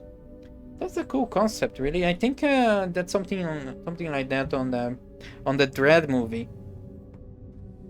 That might be my first contact with a concept like that. That's pretty cool. Open lock. Both doors of the massive main lock sit open. The entire archaeology must be flooded. Oh. Buried concourse. The vast volume of archaeology lies ahead, piled with rock and sand, drowned in this dark ocean. User X Otero, dive recorder. Fragment Exo, massive breach. Life support will fail in 2 hours. Is there anyone from Bakeout on this channel? Please respond. It's actually from Bakeout.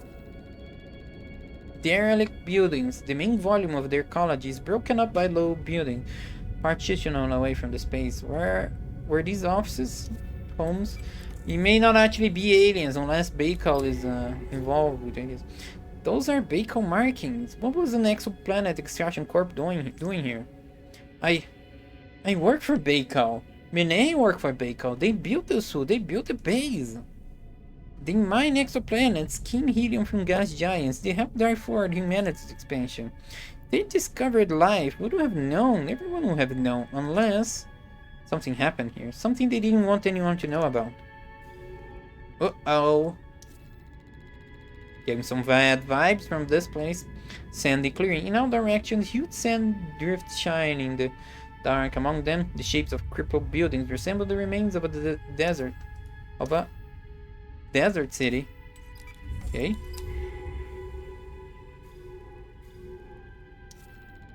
Bright spirals. Sample candidate. The metal walls of this passage are etched with strange spiral patterns. What made these? Some glistened with a dark mucus.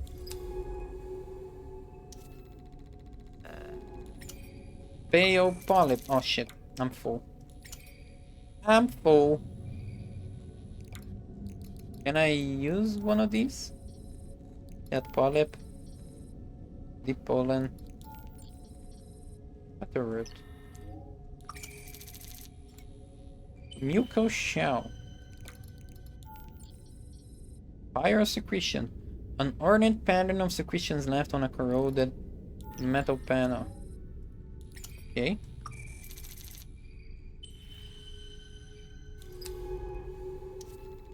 Narrow passage.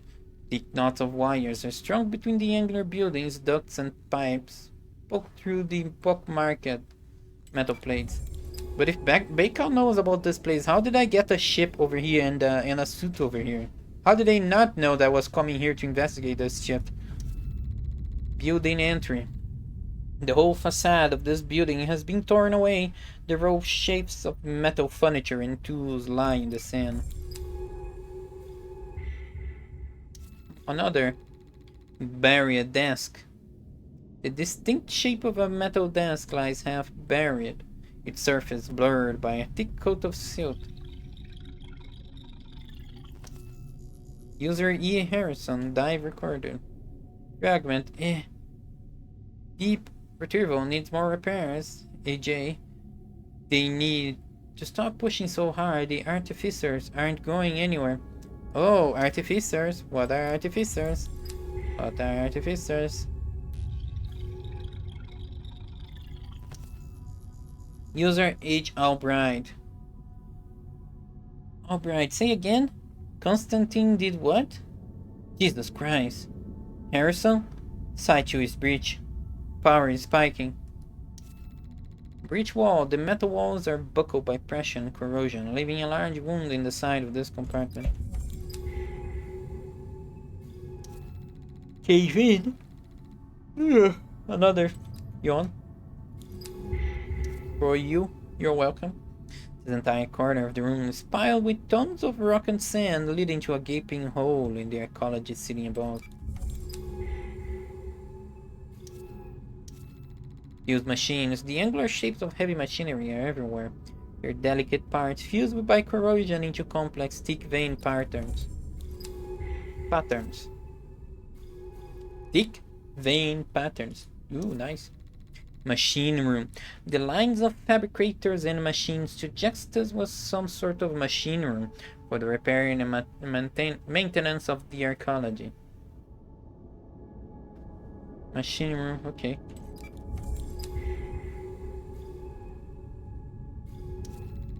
Sealed choke entry. Loose wires hanging across the doorway are clumped with fragile lumps of silt like tumorous growths. Tumorous growths, just wires. Why are you being so dramatic? Transporter. An automated transport lad loaded with crushed stored cases juts unevenly out of the sand. Oh god, don't tell me that artificers are the actual aliens and the waifu accepted becoming melted with an artificer so they could actually speak our language or something like that. Blocked passage. Passage to the northwestern part of the archaeology is blocked by a huge rock slide with boulders strewn across the concourse. Sealed alleyway. An alleyway cuts piles of sand and loose rocks, sealed up with security irons after the breach.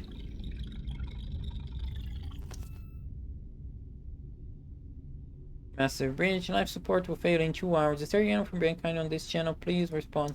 No, I already read this one. Why are you showing me the white? I've read this one already. Torch available. Okay. Prime. Ignite! Yeah, this is cooler than it. It's cooler in my mind than it is than it happens in the game. User T. Sigurdsson. Fragment. Sigurdsson. Site 2 is silent and there's nothing from the Ophelas. Site 1 is off the grid. Where are the rescue teams? Please give me some skeletons, really. Why is everything so ruined and there's no skeletons? Bent at a sharp angle, the wall here is coming away from the floor, leaving a sharp edge opening into the room behind. Break room. The tables and disorderly rows of chairs. This had to be where they ate, where they spoke. How many lived here? Let me move closer. Scattered seat. Chairs lying in disarray. What happened here? Was it sudden, or a slow creeping realization that everything was about to end? Heavy drift. Sand slopes down over the tables and chairs. From a breach in the wall, it's hard not to imagine witnessing the breach. Into the breach! Okay, multiple things to read about. User K. Mikami. Disobedience will be reported. Consider your next action carefully. GJ. Damn it, Koji. We are dead and buried here. User G Jones. EF. Nothing from the fellas. Their feed just cut out. G Jones. We are being erased here. Bacal is pulling the plug. Pale polyp. The polyp's flash recoils at the barest hint of pressure, but no further movement or response occurs. Work boots. A pair of work boots lie quietly in the corner, overflowing with silt. How green, just work boots. User G Volkova. Your fellows is going down? God damn it, what are they doing to my ship? We are leaving. Now! Wait, what? There was something else over here. Dive recorder. Oh, just a dive recorder. How convenient that they left their little logs scattered all around the place. Missing wall. Were these gaps mashed through when the ecology was breached, or are they part of the slow process of rust and decay? Dark corner. The facility twists away into the dark, drifts of pale sand, filling its corridor as if it was an ancient tomb. Each corridor feature. The metal plates here are marked with elaborate spiraling patterns. Their makers, ghostly polyps, scrape back and forth, adding to their work. Pale polyp. Spires have been etched across the surface, representing the polyp's path of movement at the rate of an inch per week. New species log, slow mason. I'll call these slow masons for their careful glacial etching into the ecology's walls. They are hypnotic. Low, colorless polyps found inside the ecology ruins. They treat spires across the metal remains of the facility, feeding off it. Ooh, sample candidate. Right spires. The wall glistens with a thick secretion left by a polyp, retracing the same pattern over and over. We could sample the thick mucus here.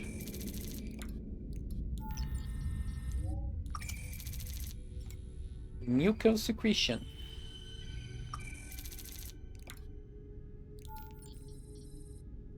Fire secretion, okay.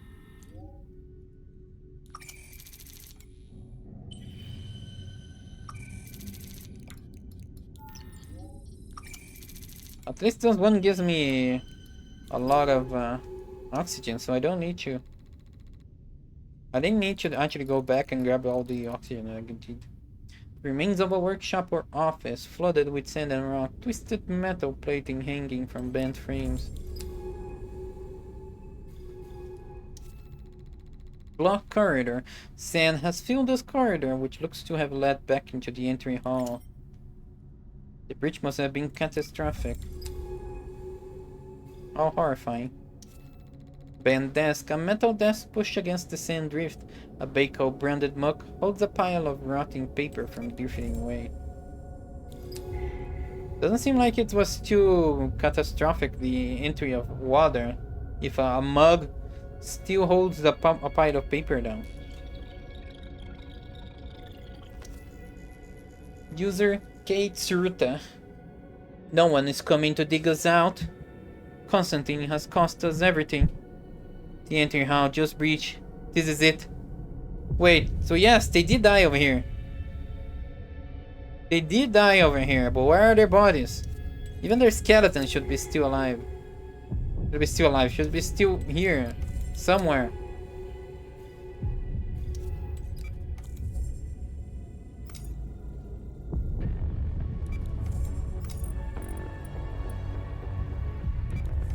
This is curious. This mystery. Crushed room. The room was totally obliterated by rock and sand. The shards of bent wall are the only remains of the building.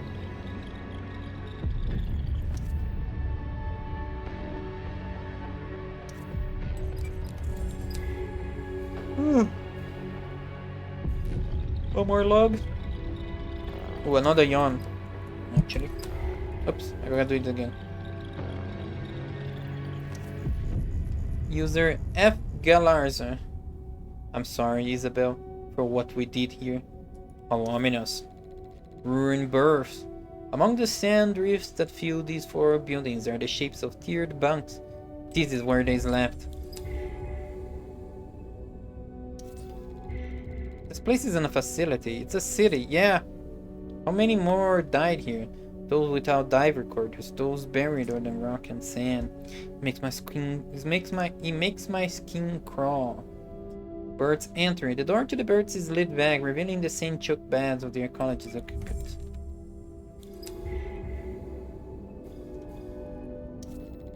Through birth, a set of overalls lie flat in the berth, wisps of sediment drifting from their openings. A bicol logo is still faintly visible.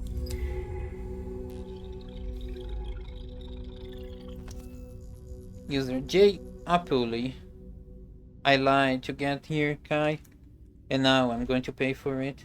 What do you mean? This isn't even my real name. Ooh. Why would you use a fake name, though? A. Anderson. You don't know that, Jason? They are coming for us. They are going to come for us. Nobody's coming. We both know that. Oh shit. What horrible things were you doing here that they were abandoned by the company and nobody missed a shit ton of people just disappearing for forever? Crew quarters on the still intact birds lie decomposing clothes, a single glove, a pair of round clouded glasses.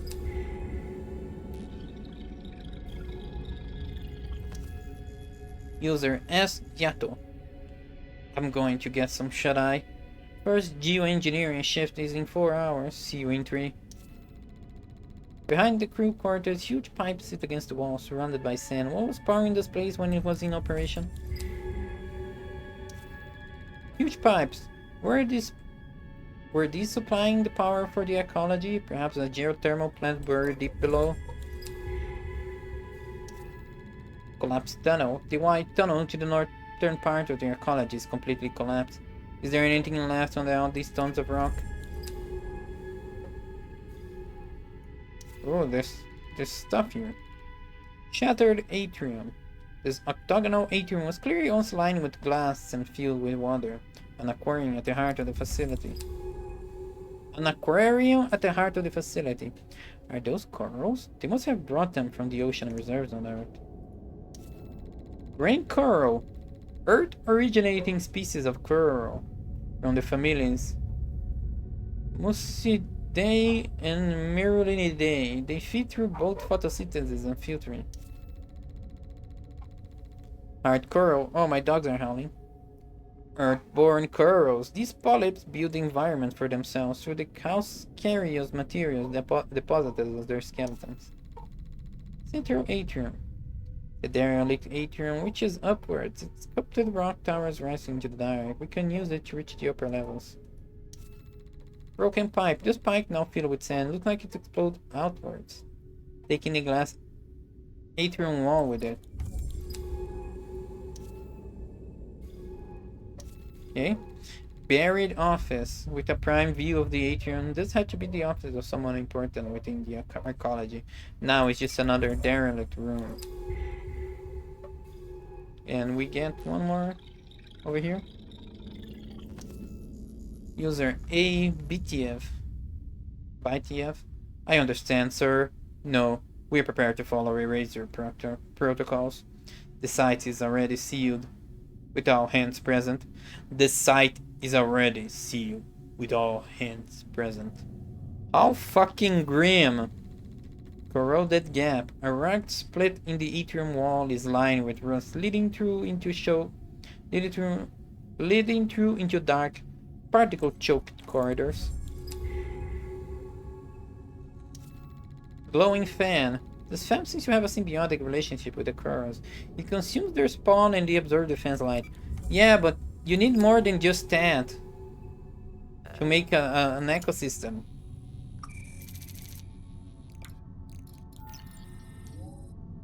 Like, okay, you produce the fan produces light that the things consume for light, but you need more than that. Decorative rocks, basalt towers brought from the slope above to decorate the aquarium, a reminder for the occupants of the ocean above their heads. This is why you need external light, the sunlight, to go into the system. The sun shines, plants absorb the shine, turn into something else that the animals consume, and we consume the animals, or we consume part of the plants, and then we put our more nutrients back into the floor. We shit on the floor, and it turns into nutrients for the plants. That's the cycle of life. But you still need the sun to add an external energy into the system. Sealed crates, metal boxes sit on powered pallets. Abandoned mid-transit. What were they moving in and out of this place? Cave in. The rock and sand covers the rusted metal of the ecology so completely that it's hard to know where the facility ends and the caves begin. Okay, should I go up then? I'll go back into the caves later. And just finish exploring this. My god, there's so much stuff! Ah, this place is massive. Upper ecology. 8 broken windows stare out into the atrium to the upper floors where white paneled walls resist the rust. Atop the basalt pillar, a miniature statue of a Baco suit stands heroically. What the hell was this place?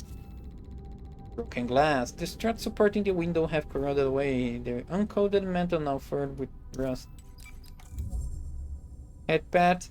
Thank you for the head pat, Pantsu. Did the head pat appear? Oh, there you go. Thank you for the head pat, Pantsu. I appreciate it. I appreciate all the amount of love you show me today. You've been a good boy this stream. Broken glass. The aquarium glass of the atrium is shattered, leaving only glinting shards in the orange rust-stained seal. Another. My god! The ceiling has given away above the lab's second entrance, filling it with rock and sand. Oh, there's 2. Oh, whoa. Oh, whoa, what's this? A new whoa. That's cute. A Bendiac. I'm sure it is just a standard security drill, Mr. Fidanza. We'll be able to return you to the other shareholders shortly. User G. Fidanza. The financial implications are massive. We have never even come this close to achieving this level of computation before. Never come close to achieving this level of computation before? What? What's this about? Around the atrium, some of the seating areas remain flooded with sand. It's easy to imagine lab techs meeting here on their lunch. Computate this whole facility, destroyed, buried, erased. What was Minnie? Well, what was the... Was this what Minnie was looking for in the deep of the ocean? Well, how did she even know it was here? I feel like I'm swimming through her other people's secrets. Maybe she lost someone here, like their parents or something. Destroyed lab. The entire ceiling of this lab has come down, filling the chamber with sand and rock. No one could have escaped. Oh, there's no way in. Okay. Let's go over here before we go into that big room. So much stuff to read and... Like, it doesn't end. Jesus Christ. This place is massive. Please, be faster, game. Fused window. A crippled metal shutter has rusted over the hole left by the broken window. A security measure which, in the end, meant nothing. Huh. Yes, we have never even come close to the achieving this level of computation before. This is ominous. This is ominous. I do not like this. Biohazard boxes. A transporter has filled its load of biohazard containers in a faded but unmistakable neon yellow. What was happening here? Biohazard. Biohazard seems like a bad news. The ceiling here bulges with the weight of the rock above, the walls of sand curling inwards. Sandy concourse. Huge slabs of rock have fallen here, erasing the boundary between the lab and the dark cave surrounding.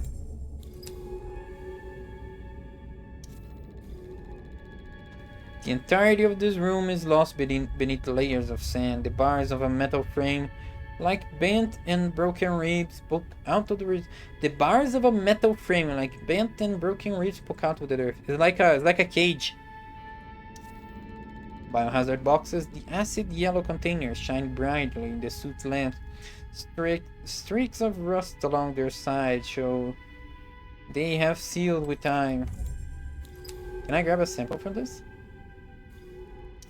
No. Security iris. Sand piles against the barrier, sealed by the emergency override when the ecology was breached.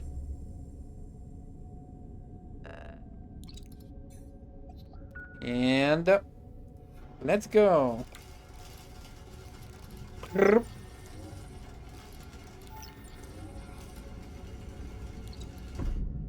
There we go. Opened up. Open sesame.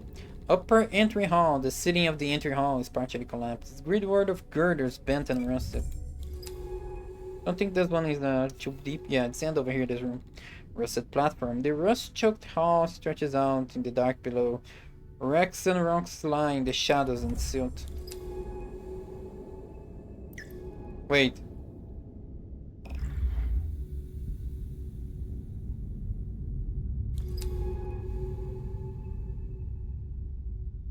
Oh, okay.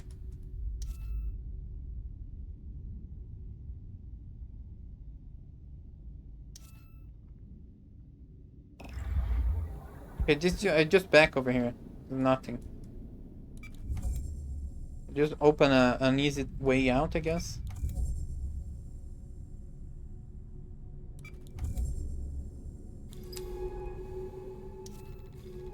Cave in. The rooms here have been buried in rock, leaving only the shattered passage between them and this cave. Ah, so much to read, please. Broken panels. The cave and the room have merged here, so it's hard to tell one from the other. Was this cave here before the breach? Glistening bubble. This cave system must connect to other under the slopes, allowing creatures to come and go. Glistening bubble. Mucus bubble. Ooh, that's a lot of it's a lot of oxygen I just got. A lung crest, okay. Deep cracks leading to the dark and a handful of tracks suggests creatures come and go here. Is this the source of the initial breach? Cave entrance. A dark and rough slit behind the lab's paneling leads into the bedrock of the planet. Broken wall. Here the wall seems to have breached through the cave through to a cave system, opening up during the breach. Sand drifting. The side of the lab is layered with sweeping sand covering the layers of ornate machinery. Just quickly go back over here. Lab enter west. Even its sorry state, the paneling and double ceiling lock suggests a bicycle lab. Machines leaned against the wall. Sand drift. The grubby white paneling gives way to golden sand and rock, bursting out from within the rooms themselves. Cabin of this one. User K-ROM. We owe the artificers nothing. We can't even prove their sentience. Their material. One Baikal has every right to. Okay, aliens confirmed. Aliens finally confirmed. And Baikal was exploring these artificers. Something that they can't even prove sentience. Something that's related to processing power on this over here. There's a entry. A log entry about processing power. Yeah, they fucked up. They met with the artificers. They fucked up, and now the waifu has somehow injected an artificial in her. She's becoming an artificer herself, or something like that. Mineral skeletons, ornate geometric skeletons like those found in the bloom. Mine call them artificers. What are they doing down here? Oh, okay, these are the artificers. Artificer skeletons, they were nursing them, harboring them.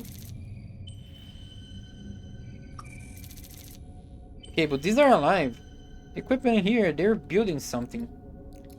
Slicing and etching the artificial skeletons. But what? Can these geodesic spears really be valuable enough to build a whole archaeology around it? And then to bury it?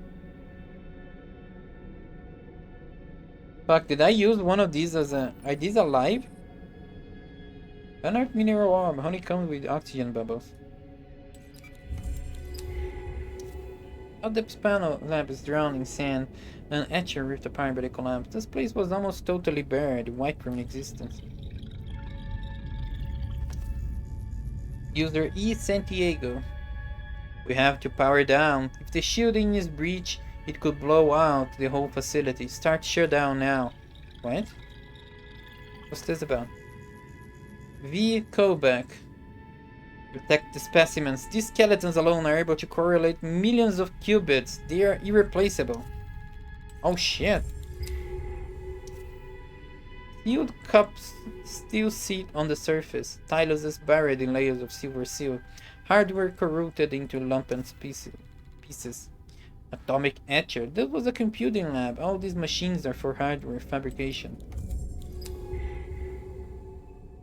Wait, are the polyps the little artificers themselves?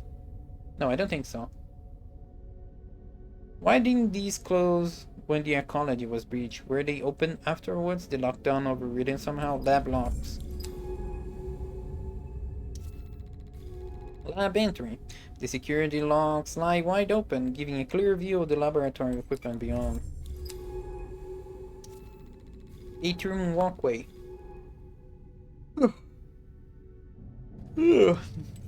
Oh, it's time for me to end, actually.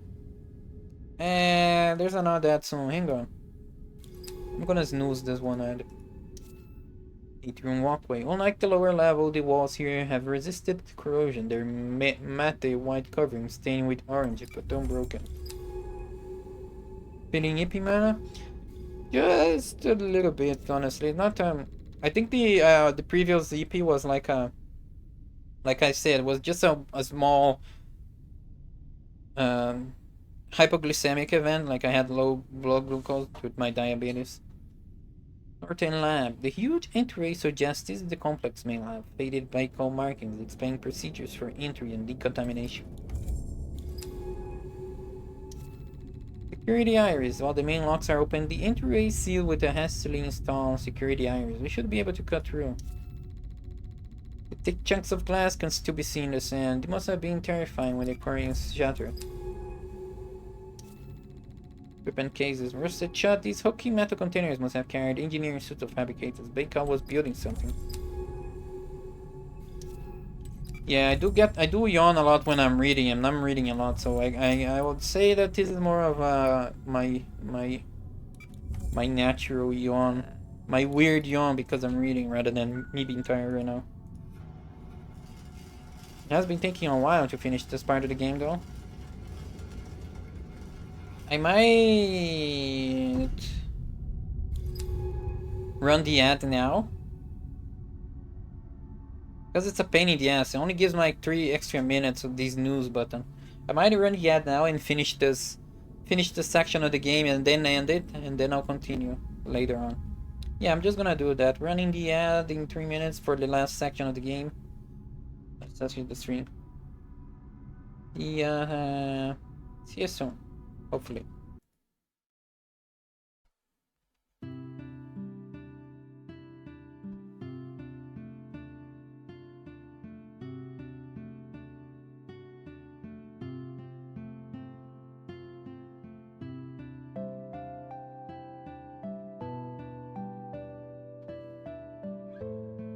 Let me just stretch a bit. I know I did not mute.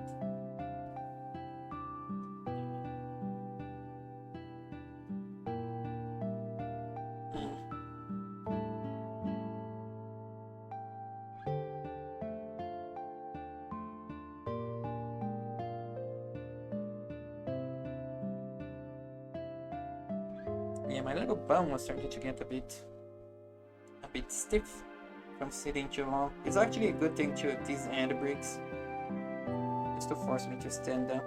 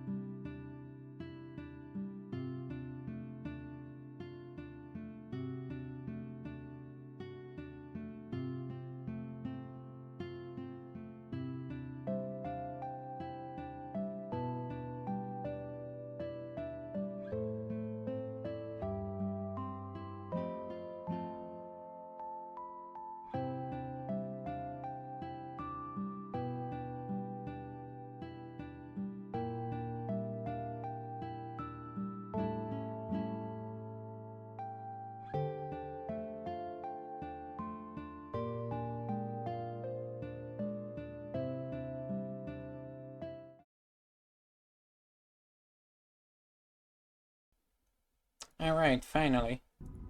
Just wanna finish this section of the lab and then I don't wanna stop right now, really. Because of the mystery of what's going on here.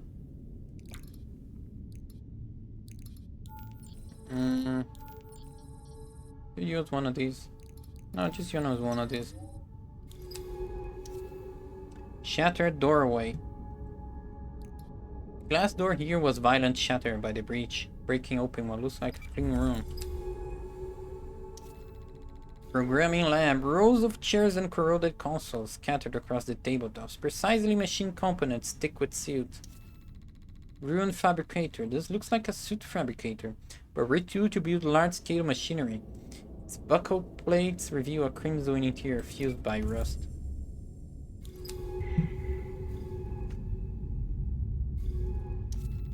Suitcases. Like blocking coffins, these containers are still used by Baker to ship their suits to active facilities.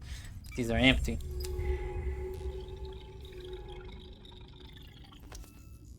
User L. Bosmans. The artificers. With them, we could rewrite life as we wish. We could rewrite it to endure, Lucas, to surpass us. Uh-oh. Uh-oh. We got some mad scientists over here. Uh-oh. Bico worksuit. A lightweight lab suit sits propped in a chair. Sediment drifts from gashes in the soft material. Hollow sockets in the helmet faceplate.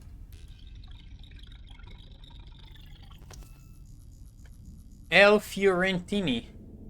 Take the suit to carry. Stop arguing. Without you, this project is dead anyway. Aki needs to survive.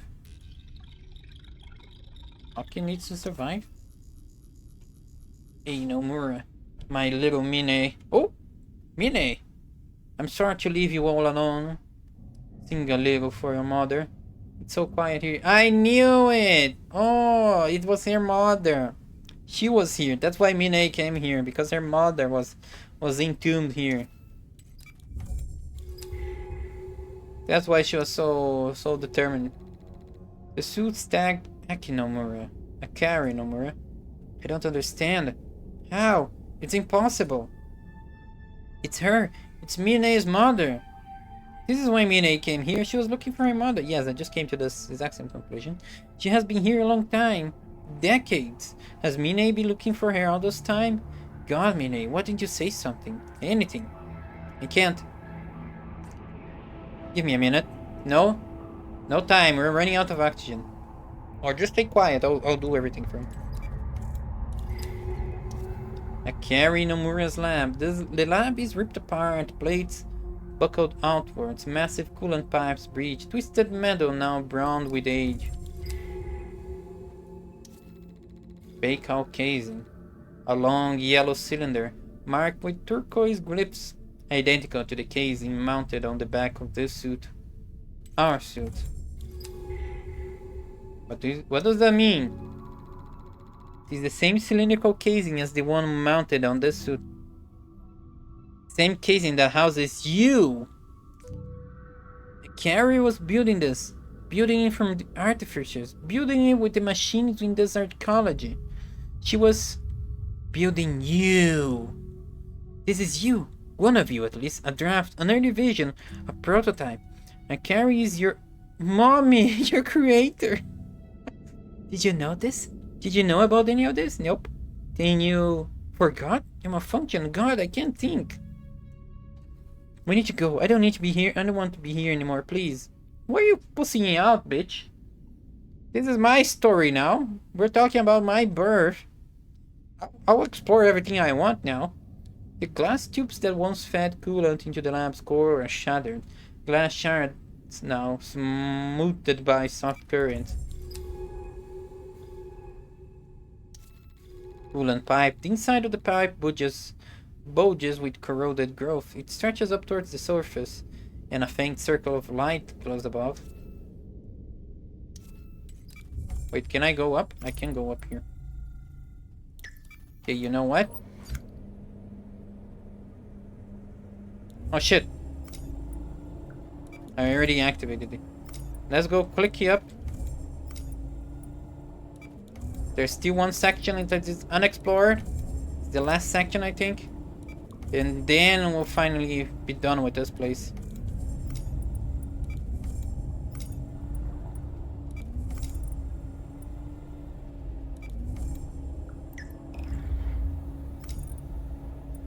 Come on, faster, bitch.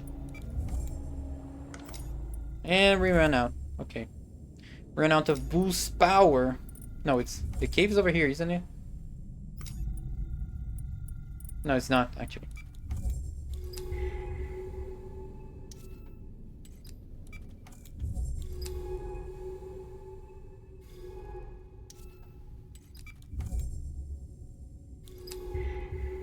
Okay, this place I haven't been to. Bright spirals.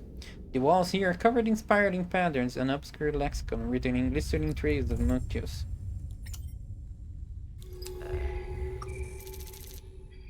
Fire secretion. Give me oxygen. Give me oxygen. Give me oops.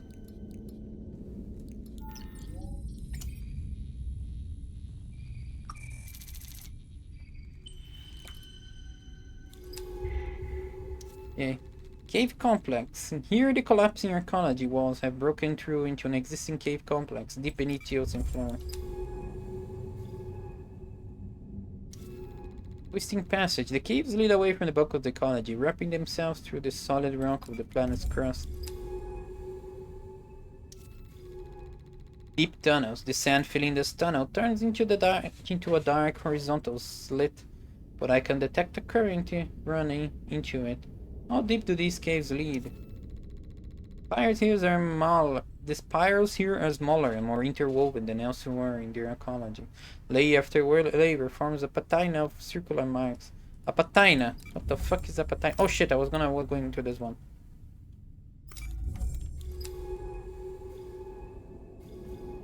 Okay, complete waste of time. There's nothing near this one. Ancient passages. These caves look ancient and deep. Is this where the creatures now inside the ecology came from? Did the breach release them? Is there anything else here? Pale skin. A large molted skin is piled in the corner of the cave, fragments of it drifting away across the sand. What creature left us here? Yeah, running out of energy, whatever. Oh. Molted skin. A piece of a larger pale skin found in the caves by the ecology. Okay, that's it. I think that's it that I've had to explore. Nothing else remains. So let's just go into the coolant tunnel and out of this place, and then we'll finally end the stream.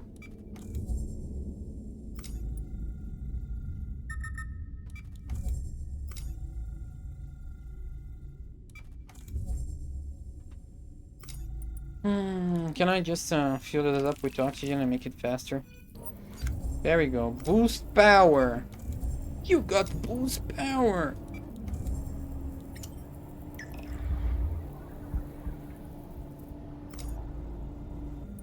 Come on.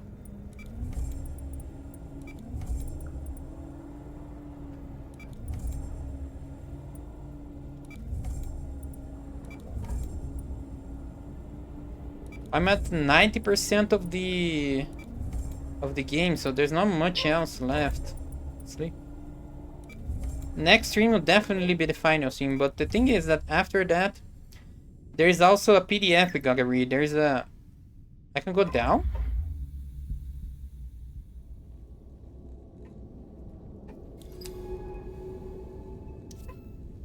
Oh. There's nothing here in your room. There's also a PDF which says it's said to be a sort of epilogue of the game, and there's pictures of it, of the things that of the alien life. So it is necessary reading for us to actually finish this. So one more stream, that's final. The surface of the basalt towers dance. The surface of the basalt towers dances faintly with the blue light that falls from the surface above. They look calm, ancient. Open wonder, the slopes descend into dark ahead. Their silver silt, a single plane leading towards an inevitable end. We are out. I don't know what to say. We're still in range of the rock on the slopes. Call for pickup. Let's go home. No, I can't go back. Okay, I'm not gonna actually go home because there's gonna be a lot of dialogue and things happening. We'll leave the mystery of what's happening, what's going on with the 91%, yeah. One more stream. One more stream and then there's time. 13 hours. Jesus fuck. This is a 5 hours game. 13 hours. I am milking this game for everything possible with it. So let's look for someone to raid now. One more stream, bros. Hello, Thornkite. You're still awake. Yes. One more stream and then I'll actually start the next game. I still don't know which one I want to play of the two. I have like specific games for specific days of the week. So these are the only two options right now. Now let's see. People, who do I know? Anyone's doing anything interesting? Next stream, I was thinking about doing tomorrow a stream about Plate Up. I'm gonna do the Plate Up event that Dante has had organized on the Saturday. So I was thinking about doing the unlocks of stuff on the weekend, on tomorrow, because you need to unlock like level 6 and a few stuff for the event. But I think I'm just gonna play by myself, like not feeling like doing that on stream. Just gonna chill. I'm not even sure how long it's gonna take for me to actually get to level 6, so whatever. Private time. There is two. Okay, there's a streamer. Oh, damn it! Quakeawa is also playing. There's always more than one people online that I wanna raid. But this time there's a new cute streamer. You work above desk and she under. Private time with grammar. Oh yeah, that's one thing that I do. That's one thing that doesn't happen. Yes, indeed. There is a new streamer that I don't think I normally see her online, and she's a bit unhinged little streamer like I am, so I'm gonna raid her for today. There's also Quakeawa, there's also Buncombe that I haven't raided in a while. And I'm gonna have to read another time. Yeah, I want to. There's too many people I wanna raid, and I can only choose one. It's kind of sad, honestly. Now tomorrow, yes, I was saying. No Plate Up. I'm gonna have my private time with Grammary while I cook, and she does her thing while I cook and work. So next stream is Thursday. It's more on the Desolate Hope. Just a cute little RPG. Now, take care of your waifus. Take care of your husbandos. Here's a little raid message. There we go. Here's a little raid message. I'll see you guys in 2 days. So take care of your waifus. Take care of your husbandos. If you gave head pats and kisses to Grammary, good luck. She's gonna be very feisty. So good luck. You're gonna need it. Bye bye.